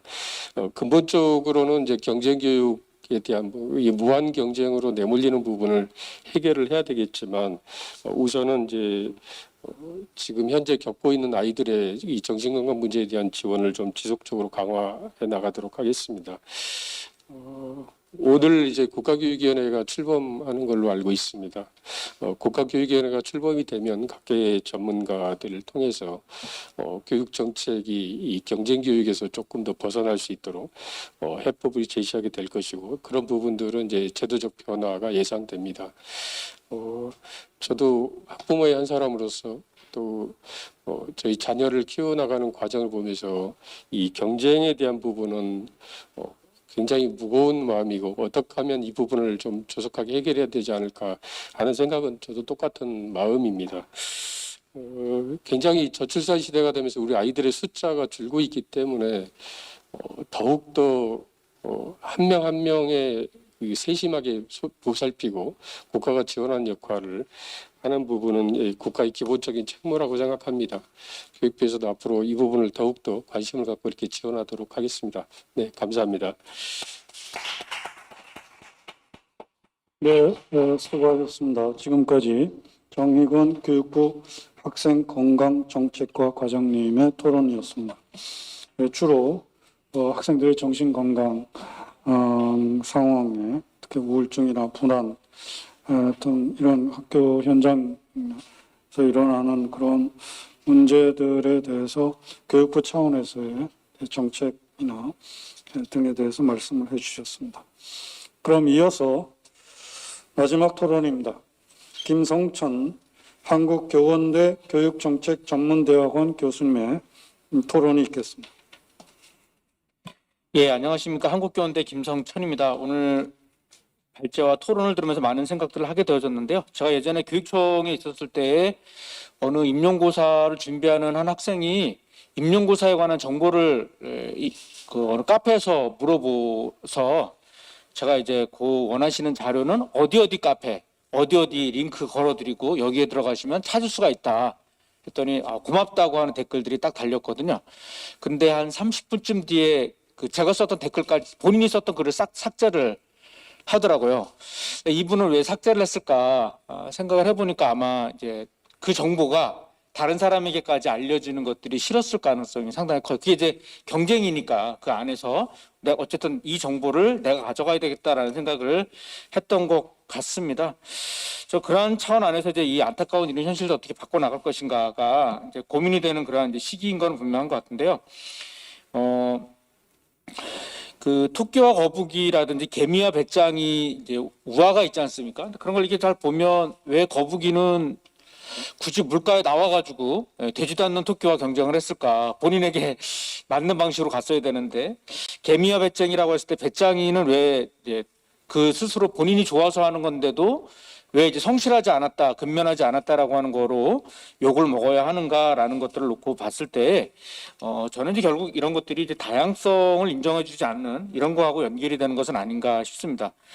우리 그 대표님께서 이제 교육기본법 2조를 얘기하면서 민주시민교육을 말씀하셨는데 좀 걱정되는 면들이 좀 있어요. 하나는 이제 교육부도 마찬가지고 경기도교육청에서도 소위 이제 인성교육을 강조를 하면서 민주시민교육과를 이제 없애고 이제 재구조화를 했거든요.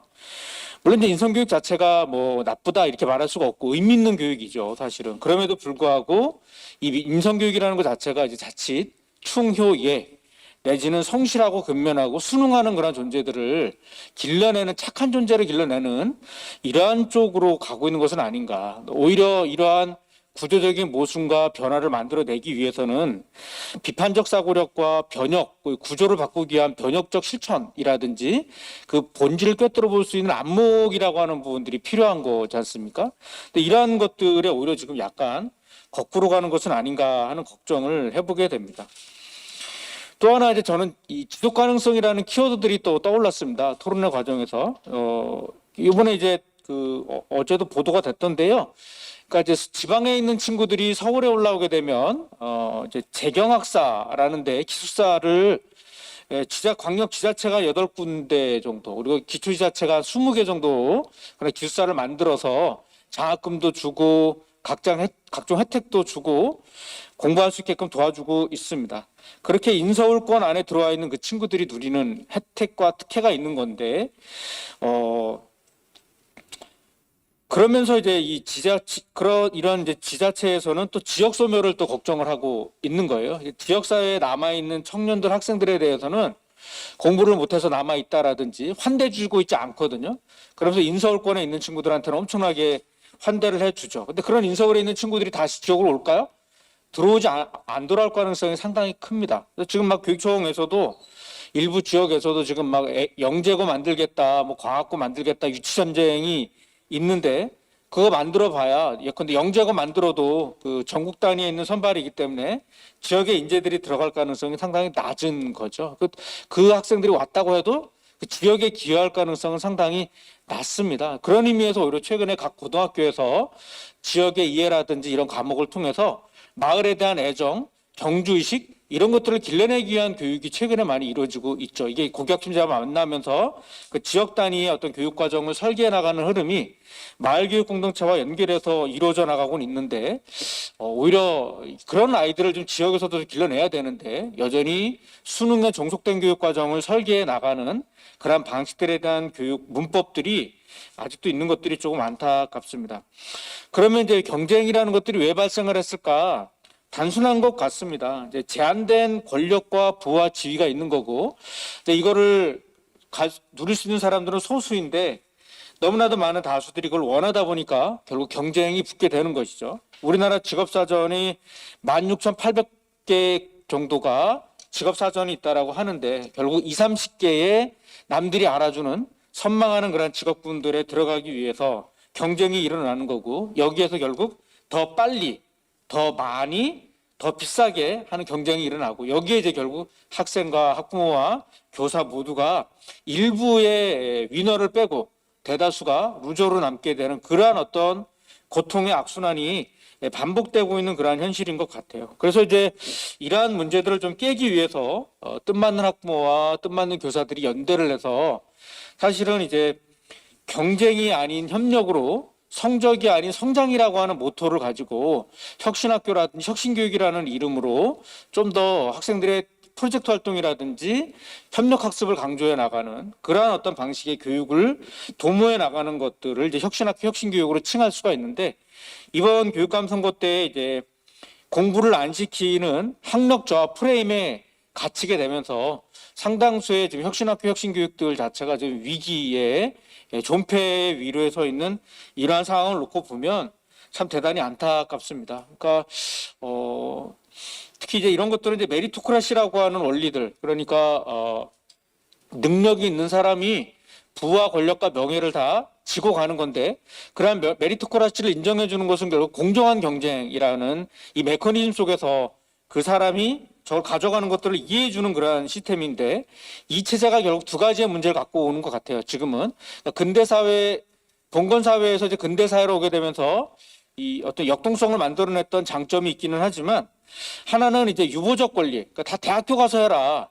그 네가 유초중고에 누려야 할 그 무엇인가는 대학교 가서 해도 늦지 않는다라는 메시지가 강력하게 있는 것 같고 두 번째로는 그 메리토크라시라고 하는 것들을 잘 보면 순수한 개인의 능력이 아니라 결국 부모의 계층 배경이라든지 이런 것들이 결합된 메리토크라시다 보니까 이런 문제들에 대해서 이제 공정하지 않다라는 메시지들이 상당히 많이 나와지는 것 같아요. 근데 이 공정성이라는 게 한국 사회에서 대단히 안타까운 지점은 이 공정성이라는 담론이 한국 사회에서는 수능학대로 결국 이어졌다라는 것이죠. 그러니까 이제 닥치고 수능, 모든 교육에 관한 어떤 개혁 담론이라든지 어떤 실천에 대한 이야기들이 다 필요 없고 그냥 수능 한 방으로 갔으면 좋겠어. 그것이 깔끔해라고 하는 논의로 이어지게 됩니다. 근데 이러한 담론 자체도 사실은 상위권 담론이고요. 서울권 담론입니다. 예컨대 특성화고나 중하위권 학생들이나 지방대 아이들의 경우에는 뭐 수능이든 뭐 내신이든 그런 것들이 중요한 건 아니거든요. 오른쪽 보시면 근데 59쪽에 있는 표를 한번 보시면 이게 웬만한 고등학교에 학교 알림이에 나와 있는 학업성 지도 분포입니다. A, B, C, D 이 중에요. 여기 보시면 한 30에서 40% 되는 아이들, 50% 가까운 아이들이 이 수미한 거로 따지면 가를 맡고 있는 상황들이에요. 이게 고등학교만의 문제가 아니고 초등학교와 중학교 때 누적된 결과라고 봐야 됩니다.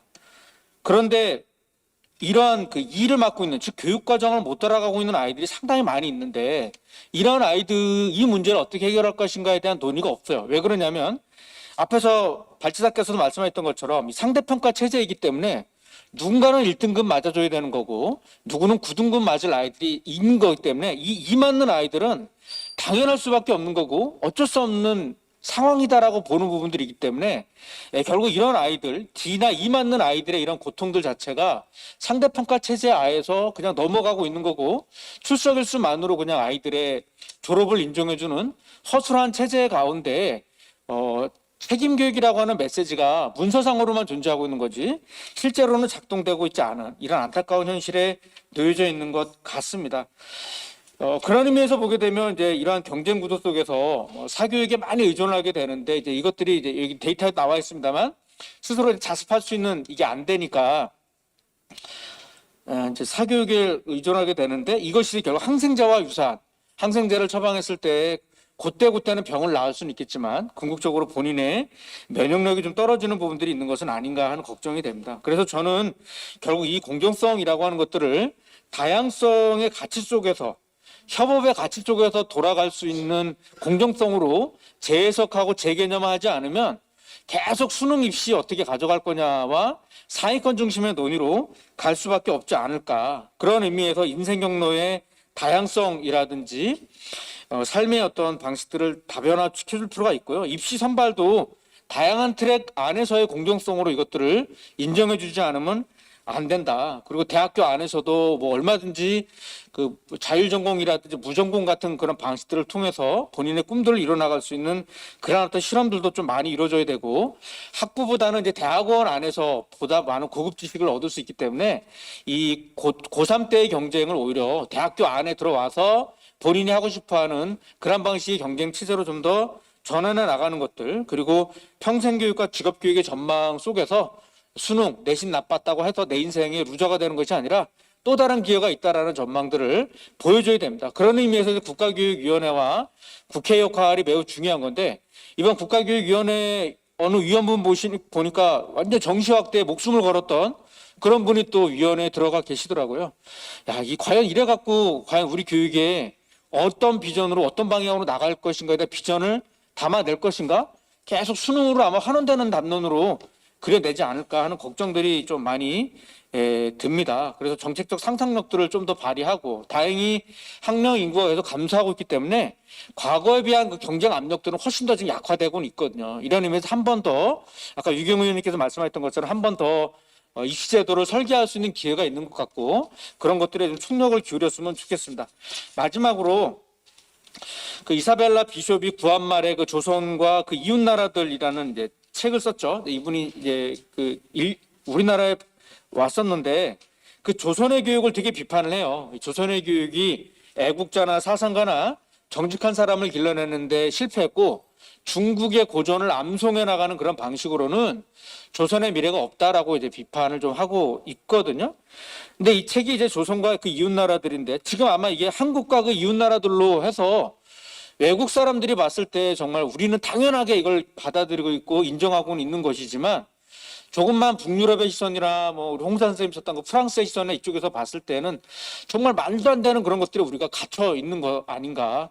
그런 의미에서 너무 우리가 있는 이 현실들을 당연하게 자연스러운 것을 받아들이는 것이 아니라 이것들을 좀 더 낯설게 바라봐야 되는 것이 아닌가. 그런 지점에서 이 정상에 대한 어떤 새로운 재개념화가 좀 필요한 것이 아닌가 싶습니다. 네, 이것으로 마치겠습니다. 감사합니다. 네, 수고하셨습니다. 지금까지 김성천 한국교원대 교육정책전문대학원 교수님의 토론이 있었습니다. 네, 지금까지 오늘 주제에 맞춰서 발제와 5분의 토론이 진행이 됐습니다.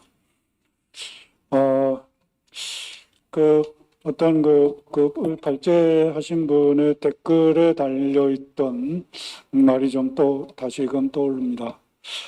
우리가 고통스러운 거, 누가 모르냐? 또 이 현실이 경쟁에 의해서 이루어진 거 누가 모르냐? 언제부터 똑같은 얘기만 하고 있지 않냐? 라는 그런 내용의 댓글이 기억이 납니다. 우리는 계속 교육 현실에 대해서 그야말로 개탄하고 이러지만 이것이 바뀌는 모습은 보고 있지 못한 그런 것은 또 한편 이 국민들이 갖는 이 어쩌면 지나치게 이제 익숙해져 버린 이런 면도 또 있지 않을까 싶어요. 가령 저는 그런 말을 합니다. 학부모님 만났을 때 그런 얘기를 하는데요. 학부모님은 자녀를 학교에 보내면서 자녀가 학교에서 무엇을 공부하는지 관심 있으십니까? 대부분의 학부모는 자녀가 학교에서 무슨 공부를 하는지 관심 없습니다. 오로지 성적이 얼마나 되고 등급이 몇 등급인가에만 관심이 있죠. 이게 벌써 이미 학부모, 대부분의 학부모에게서는 교육의 목표니 이런 것은 의미가 없다는 것을 보여주고 있죠. 그러니까 이런 대부분의 학부모들의 어떤 그 지향이라든지 어떤 층이라든지 여기에 또 정치가 맞출 수밖에 없는 이런 구조를 우리는 또한 무시할 수 없다는 생각을 하게 됩니다. 예, 이제부터 이제 종합 토론이 있겠습니다. 지금 이 자리에 와 계신 분들은 물론이고, 지금 유튜브를 통해서 시청하고 계신 분들이 정말 실제로 이 교육의 세 주체, 학생, 교사, 학부모가 모두 다 고통받으면서도 그냥 어쩔 수 없지 하고 이렇게 겪고 있는 이 문제를 해결할 수 있는 그 방안을 정말 실질적으로 나아갈 수 있는 길이 어떤 것인지를, 또 그것이 이 열매를 맺을 수 있도록 하는 길이 맨날 말만 하는 것이 아니라 그런 길이 어디에 있는지 이 정말 깊이 있는 그런 토론이 질이나 의견 개진이나 그런 게 있으면 좋겠습니다. 네, 혹시 이 자리에서 혹시 질문이나 발제자나 혹은 토론자에 대해서 질문하실 게 있을까요?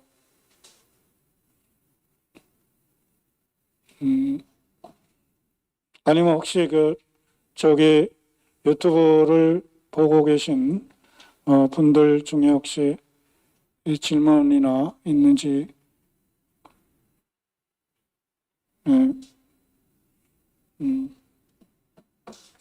네, 우리 학생들의 고통 상황이 너무 엄중하기 때문에 이 자리가 지금 숙연한 느낌이 듭니다.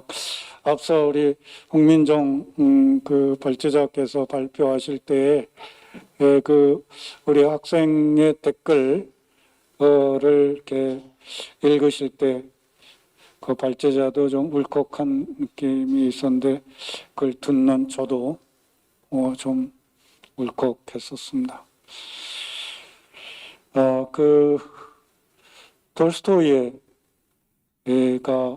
말년에 남긴 문답은 많이 알고 계시죠? 당신에게 가장 소중한 사람은 누구입니까? 답은 바로 옆에 사람이다.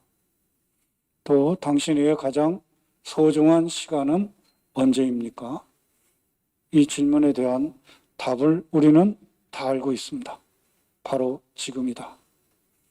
근데 우리 아이들은 바로 지금 그 시간을 아주 오랜 기간 동안 저당 잡히고 있습니다.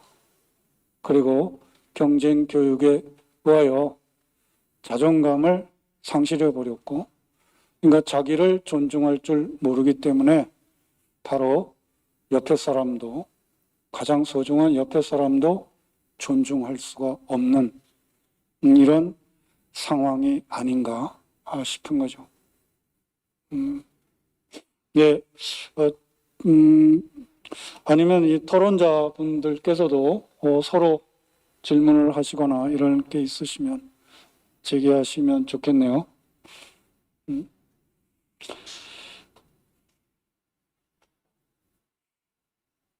그러면 제가 계속 얘기해요?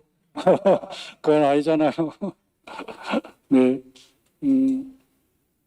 네, 그러면은 제가 진하영 교수님한테 질문 하나 드리고 싶습니다. 아까 이제 상담이나 정신치료에 대한 이제 인식이 아직도 이제 많이 발전될 부분들이 있는데, 그래도 진하영 교수님이 유튜브나 여러 채널에서 많이 이제 활동해 주시는 부분들이 그런 인식 개선에 많이 도움이 된다고 생각하는데요. 좀 실제로 좀 현장에서 느끼실 때 좀 이런 변화나 좀 이런 것들, 그러니까 부정적 인식이 많이 바뀌고 있는지를 느끼시는지, 실제로 환자분들 만났을 때 좀 그런 것들이 어떤 건지 좀 얘기를 해주시면 실제로 유튜브 활동이 도움이 되는지도 좀 궁금합니다. 네. 이 상담이라는 게 이제 또 정신과 정신 상담 이렇게 되면서 거기에 딸려오는 이런 인식이 있잖아요. 그게 사실 많이 개선됐다고 봅니다. 제가 수련받을 시절과 지금은 그래도 아직 우리나라는 이제 다른 또 문화에 비하면 상당히 조금 더 발전되지 못했다고 볼 수 있고요.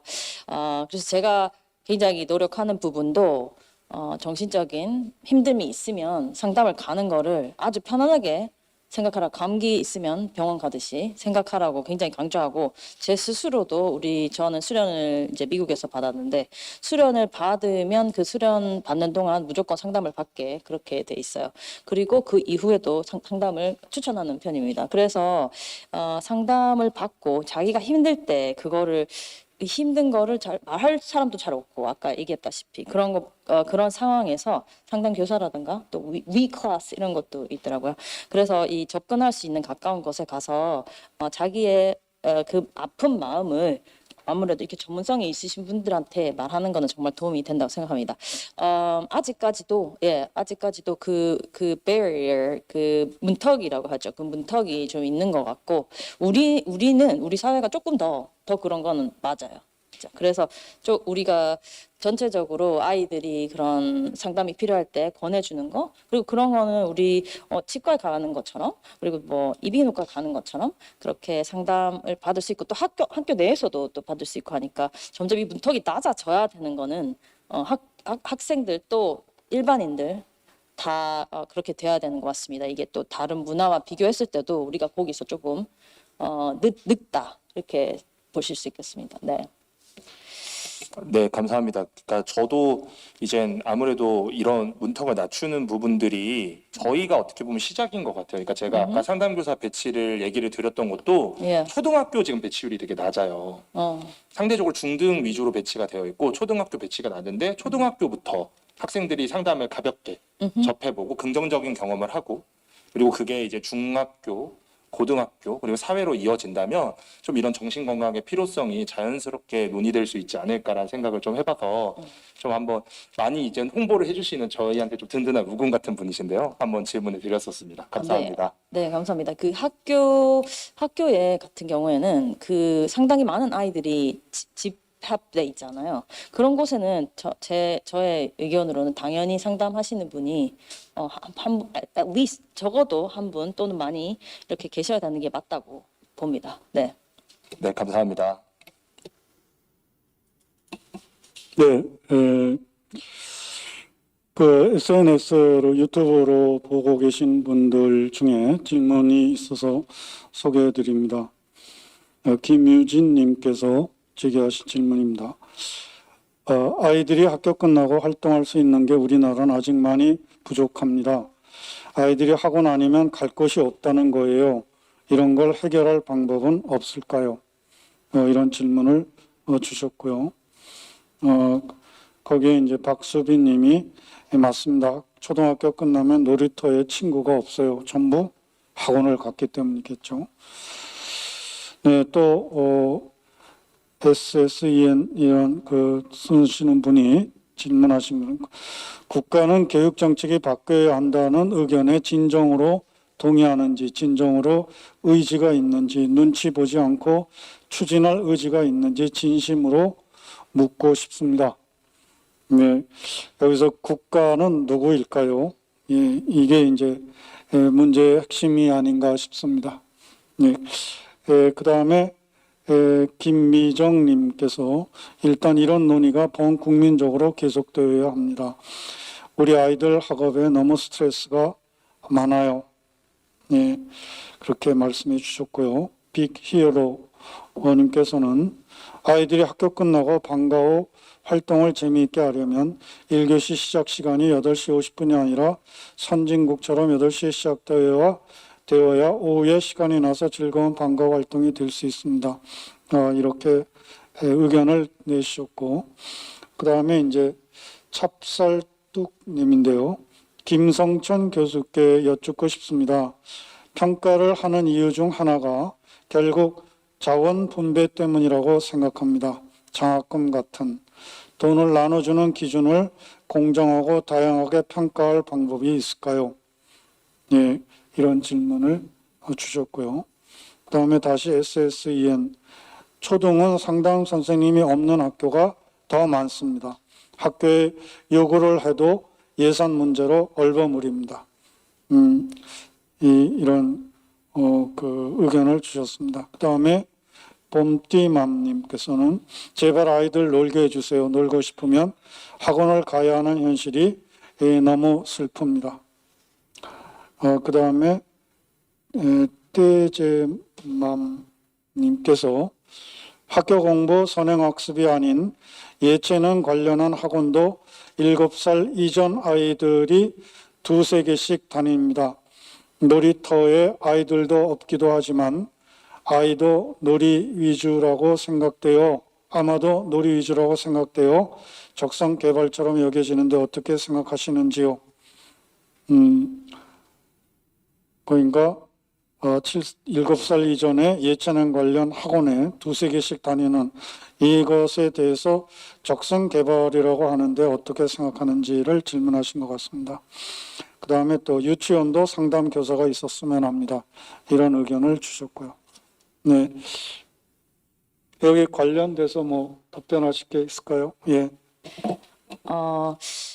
아까 그 아이들을 조금 더 자유롭게 경쟁시키지 않고 좀 놀리고도 싶어도 뭐 집에 뭐 아무도 없다. 동네 애들이 다 학원을 가서 이런 문제가 많으면 제가 처음에도 말씀드렸다시피 이게 범국민적으로 같이 운동이 일어나야 된다고 생각합니다. 왜냐하면 이렇게 하고 싶으신 분들과 하고 정책도 우리가 얼마나 많이 변하고 해서 더 좋은 정책이 나올 거라고 믿지만 이렇게 생각하고 이렇게 행동하려는 사람이 소수가 되면 불안할 수밖에 없어요. 우리 애가 뒤처질 것 같잖아요.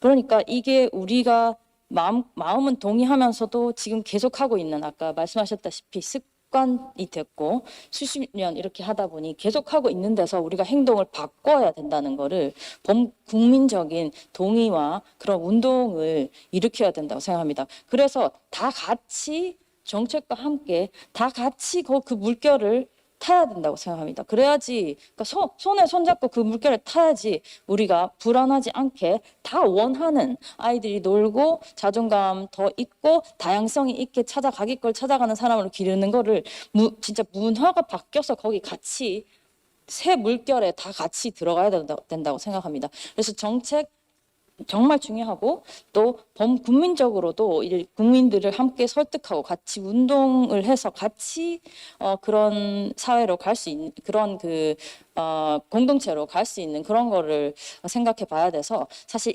이렇게 생각하시고 아이들을 좀 더 자유롭고 또 정신이 건강하게 기르는 것이 중요하다고 하시는 분들이 오히려 조금 더 대세가 되고 나머지 분들이 우리도 저렇게 해야겠다는 상황이 돼야 되는데 지금은 불안해서 하는 것대로 하시는 분이 더 많고 조금 다르게 하려면 이제 정말 애가 뒤처지는 것 같은 그런 불안에 있습니다. 그래서 정말 다시 한번 이 시청하시는 분 그리고 여러 가지 다른 관련자 분들께 우리가 이걸 정책과 함께 또 부모님 아까 부모님 말씀하셨듯이 부모님이 원하는 것이 또 다를 때가 있다.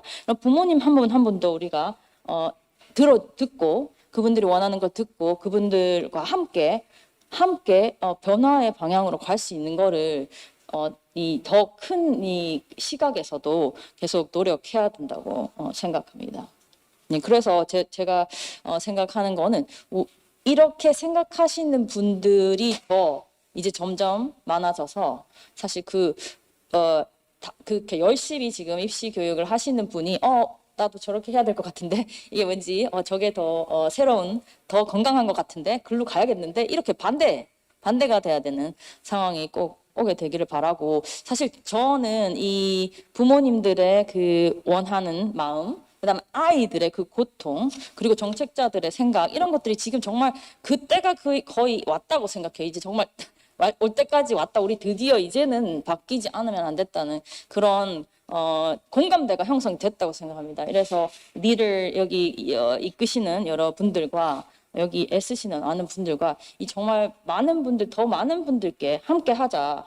우리 함께 변하자고 그렇게 같이 정말 전국적인 move, 물결이 됐으면 좋겠습니다. 네.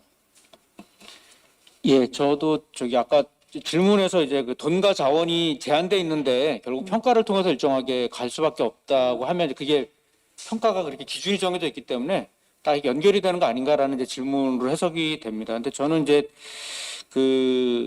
그렇다고 하더라도 이제 평가 철학 내지는 선발 철학이라는 것들이 매우 중요하다라고 생각을 합니다. 예를 들면 대학을 평가한다라고 했을 때 그랬을 때도 이제 대학 안에도 보면 연구 중심이냐 직업 중심이냐 아니면 뭐 이제 교육 중심이냐도 볼 수 있고 규모와 지역에 따라서 또 이 평가의 기준을 좀 달리 하거나 트랙을 좀 나눠서 할 수가 있거든요. 근데 그걸 이제 하나의 한 줄 세우기로 막 가버리면 평가라는 이름으로 이제 이것이 한 줄 세우기 방식으로 가거나 그것이 결국 회기라로 이어질 가능성이 크다. 이러한 그렇게 보면 우리나라에서는 너무 이제 이러한 평가 철학 자체가 그냥 공정성이라고 하는 관점 하나 갖고 획일성으로 이렇게 이어지는 것 같아요. 예를 들면 제가 교육청 했을 때 임용고사에서 지역 임용 트랙이라는 걸 넣었어요. 그러니까 군 단위에 아무도 가지 않으려고 하는 그런 지역에는 차라리 그 지역에서 나는 적어도 8년 이상 근무하겠다라고 하는 분들끼리 경쟁을 하는 트랙을 만들어냈거든요. 이것은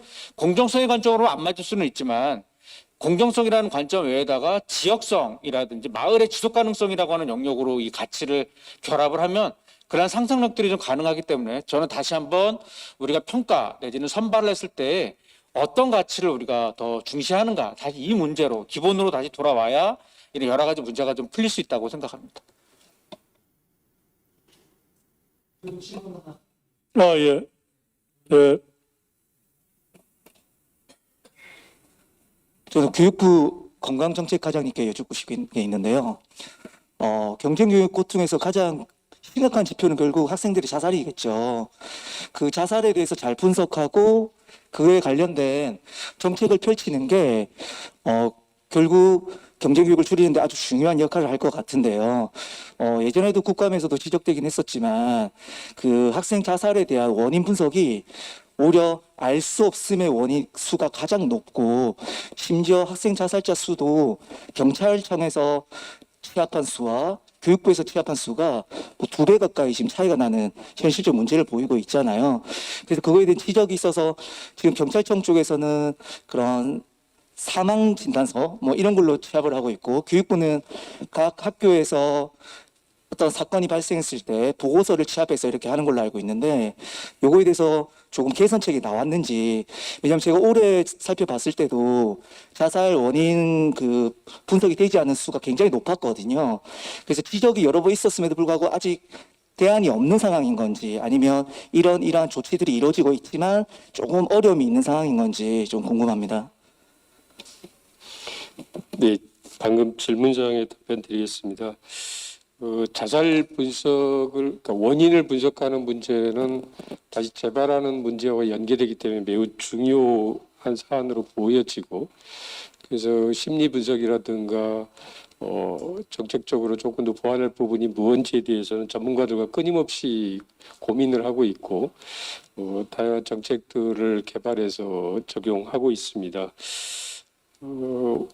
통계와 관련해서는 앞서 말씀 주신 것처럼 이제 자살에 대한 통계는 경찰 쪽에서 관리하는 통계가 하나 있고 학생들의 경우 이제 학교에서의 보고를 통해서 저희가 파악하고 있는 통계가 있습니다. 시점과 여러 그 정보력의 접근의 차이에서 통계가 차이가 있을 수 있는 부분은 있고요. 학교의 경우 이제 사건이 발생을 하게 되면 한 일주일에서 10일 정도 사이에 보고를 하도록 하고 있는데 이때 학교 현장에서 그 사건에 대해서 접근할 수 있는 부분의 한계가 분명히 있습니다. 어쨌든 그런 정말 뼈아픈 고통을 당한 학부모님의 그 상황에서 학교가 접근할 수 있는 부분에 한계가 있기 때문에 원인에 대해서 이제 좀 이렇게 주요 여러 가지 원인 중에서 학교가 추정하는 원인은 뭐냐 뭐 유서라든가 이런 부분이 없는 경우는 이제 좀 정확하게 파악하기 한계가 있다는 말씀 드리고요. 기존의 경우는 이제 주요 여러 가지 원인 중에서 대표 원인에 대해서 체크를 해서 이제 그 부분을 중심으로 관리가 됐다면 앞서서 말씀 주신 것처럼 이 원인 관리에서 조금 더 개선이 필요하다는 차원에서 앞으로는 이제 학교가 생각하는 대표 원인 한 가지가 아니라 여러 가지 부분을 체크할 수 있도록 이렇게 하는 부분이 또 하나 있고 일단은 좀 기한이 촉박하게 보고되면서의 어떤 한계 부분도 있다고 보여져서 그런 현장의 의견들을 좀 토대로 해서 조금 더 일단 기본적인 사항은 먼저 파악을 해서 그 관리를 하고 조금 더 세부적인 사항들은 조금 더 시간을 주면서 이렇게 파악할 수 있도록 하고 있습니다. 통계가 일치되지 않는 부분은 이제 뭐 학교 밖에 청소년의 경우도 있고 뭐 여러 가지가 있습니다. 또 그리고 경찰의 경우는 이제 좀 지속적으로의 어떤 그 사업 당국의 역할이 있기 때문에 중간중간에 이제 변동된 사항도 여러 가지가 있을 수 있고요. 그런 부분의 차이에서 발생되는 부분이라고 보여집니다. 앞으로 이제 그런 부분도 좀 일치시켜 나가고 원인 분석을 조금 더 심층적으로 들여다보고 하는 부분들은 지속적으로 전문가들과 함께 지원 체계를 좀 강화해서 학교에서 어려움이 없도록 이렇게 해나갈 계획입니다. 개인적으로 좀 이 부분에서 학교 현장에서 경험해 본 사람으로서 입장을 얘기 드리고 싶은 부분이 있습니다. 일단은 학생도 유가족도 피해자지만 학교와 그 일을 겪은 학생들 그리고 선생님들도 사실 피해자기도 합니다. 그런 상황에서 일괄적으로 이 일에 대해서 들추고 그리고 심리부검을 하는 것은 사실 그분들의 회복에는 사실 저해되는 문제가 될 수도 있습니다.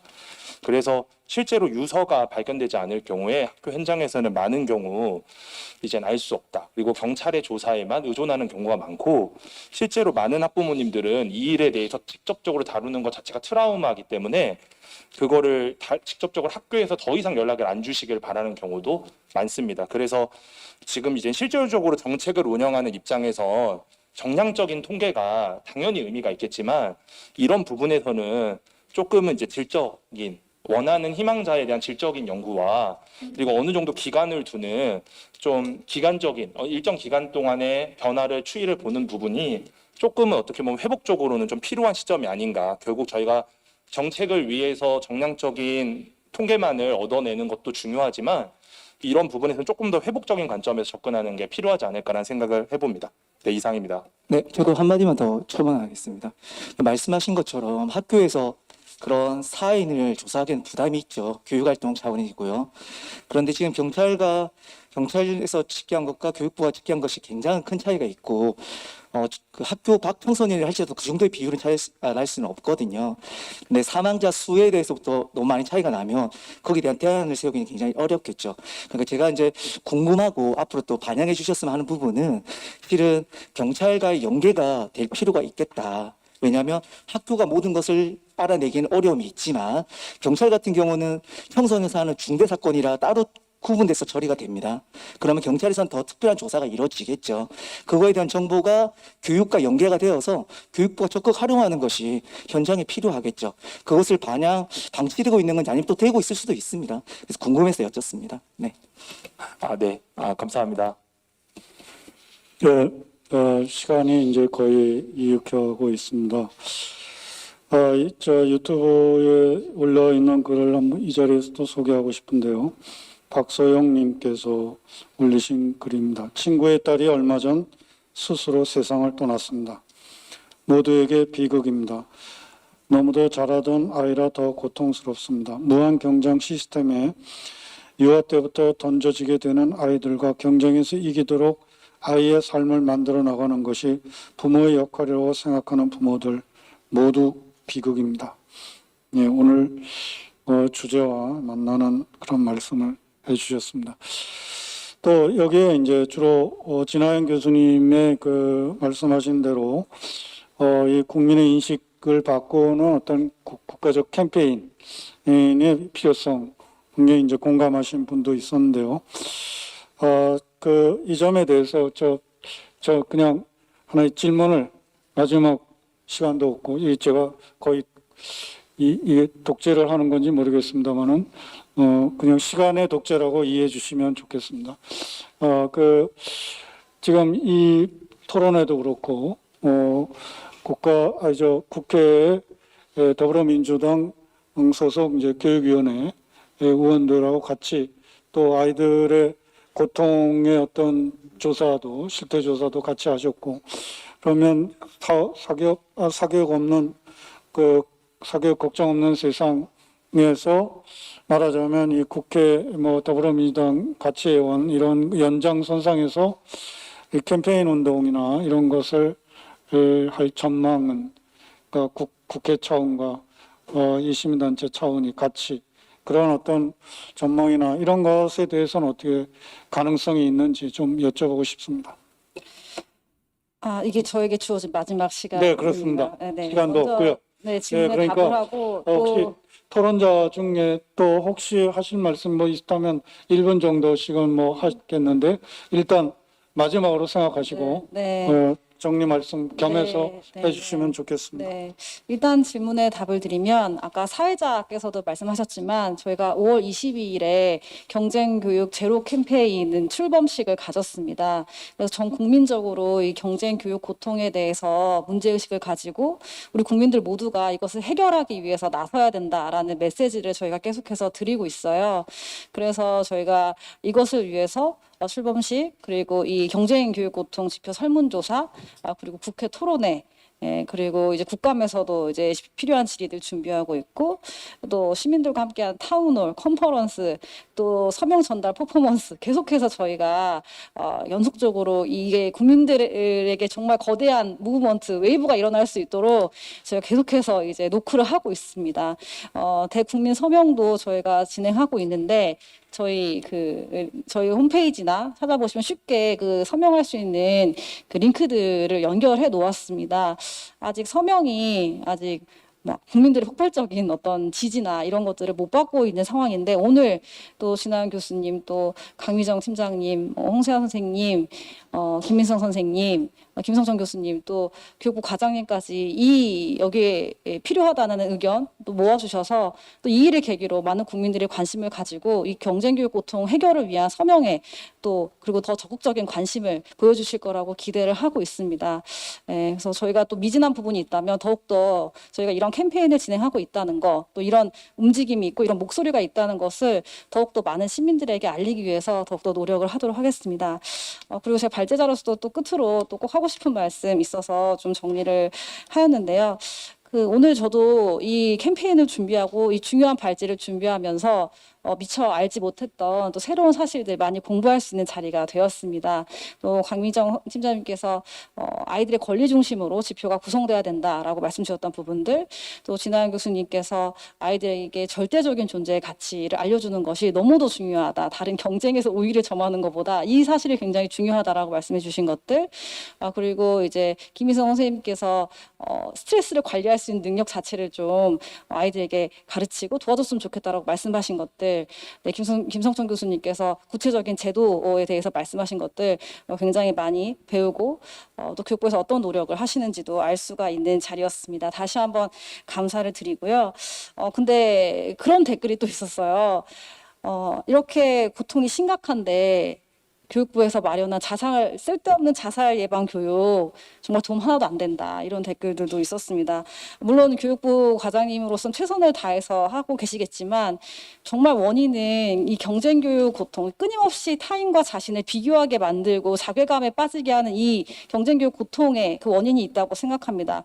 과장님께서도 이 문제를 절감하시고 또 진정성 있게 이것을 다루고 싶다고 말씀하신 만큼 저는 그것이 정말 진실이라면 돌아가셔서 전달하신다고 했는데 교육부 장관님이나 차관님 간담회를 좀 주선해 주셨으면 좋겠다라는 말씀 드립니다.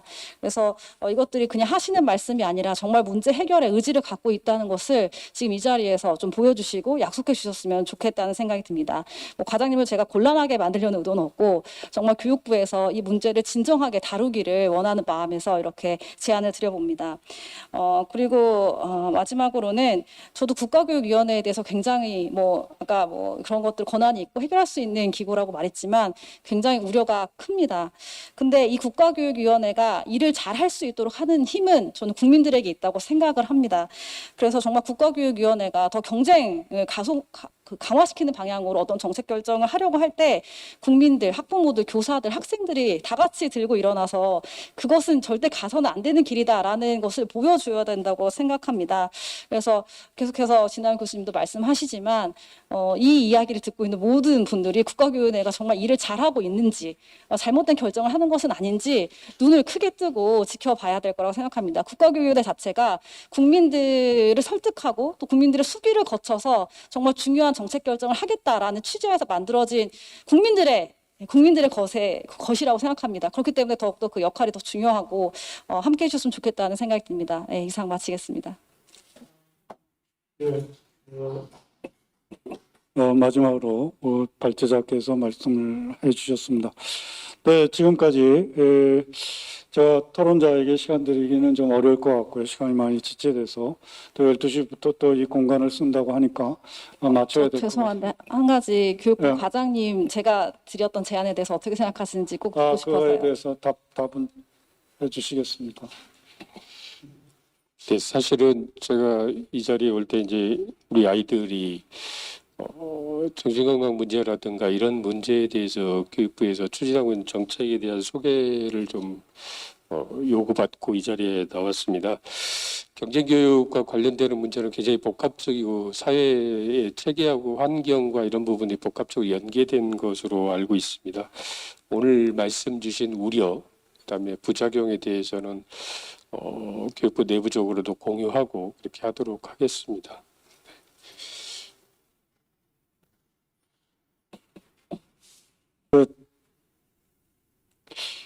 요즘 그 생태적 관점 때문에 참 하기 어려운 말입니다만은 옛날에 있었던 격언 하나를 소개하면서 마치겠습니다. 잡초를 없앨 수는 없지만 뽑을 수는 있다. 저는 이제 지금은 이제 잡초도 생태적 관점이 있기 때문에 하기 어려운 말씀이라는 뜻으로 했는데, 그러니까 잡초가 그냥 나쁜 의미로 고통이나 또 불평등이나 혐오나 이런 것으로 보시면 사회 불이나 그것을 없앨 수는 없지만 뽑을 수는 있다. 근데 사람들은 잡초를 뽑지는 않고 어떻게 하면 없앨까 궁리만 한다. 그 점에서 오늘 이 캠페인을 중심으로 하는 이런 움직임들이 전 대단히 중요한 우리에게 주어진 과제라고 생각합니다. 네, 그러면 오늘 사교육 걱정 없는 세상과 그 다음에 국회 더불어민주당 소속 교육위원회 의원들이 함께 아까 더불어민주당 유기용 교육위원장 같이 주최한 국가 차원의 경쟁교육 고통 해결 방안을 모색한다라는 주제의 토론회를 여기서 마치겠습니다. 그동안 수고하셨습니다.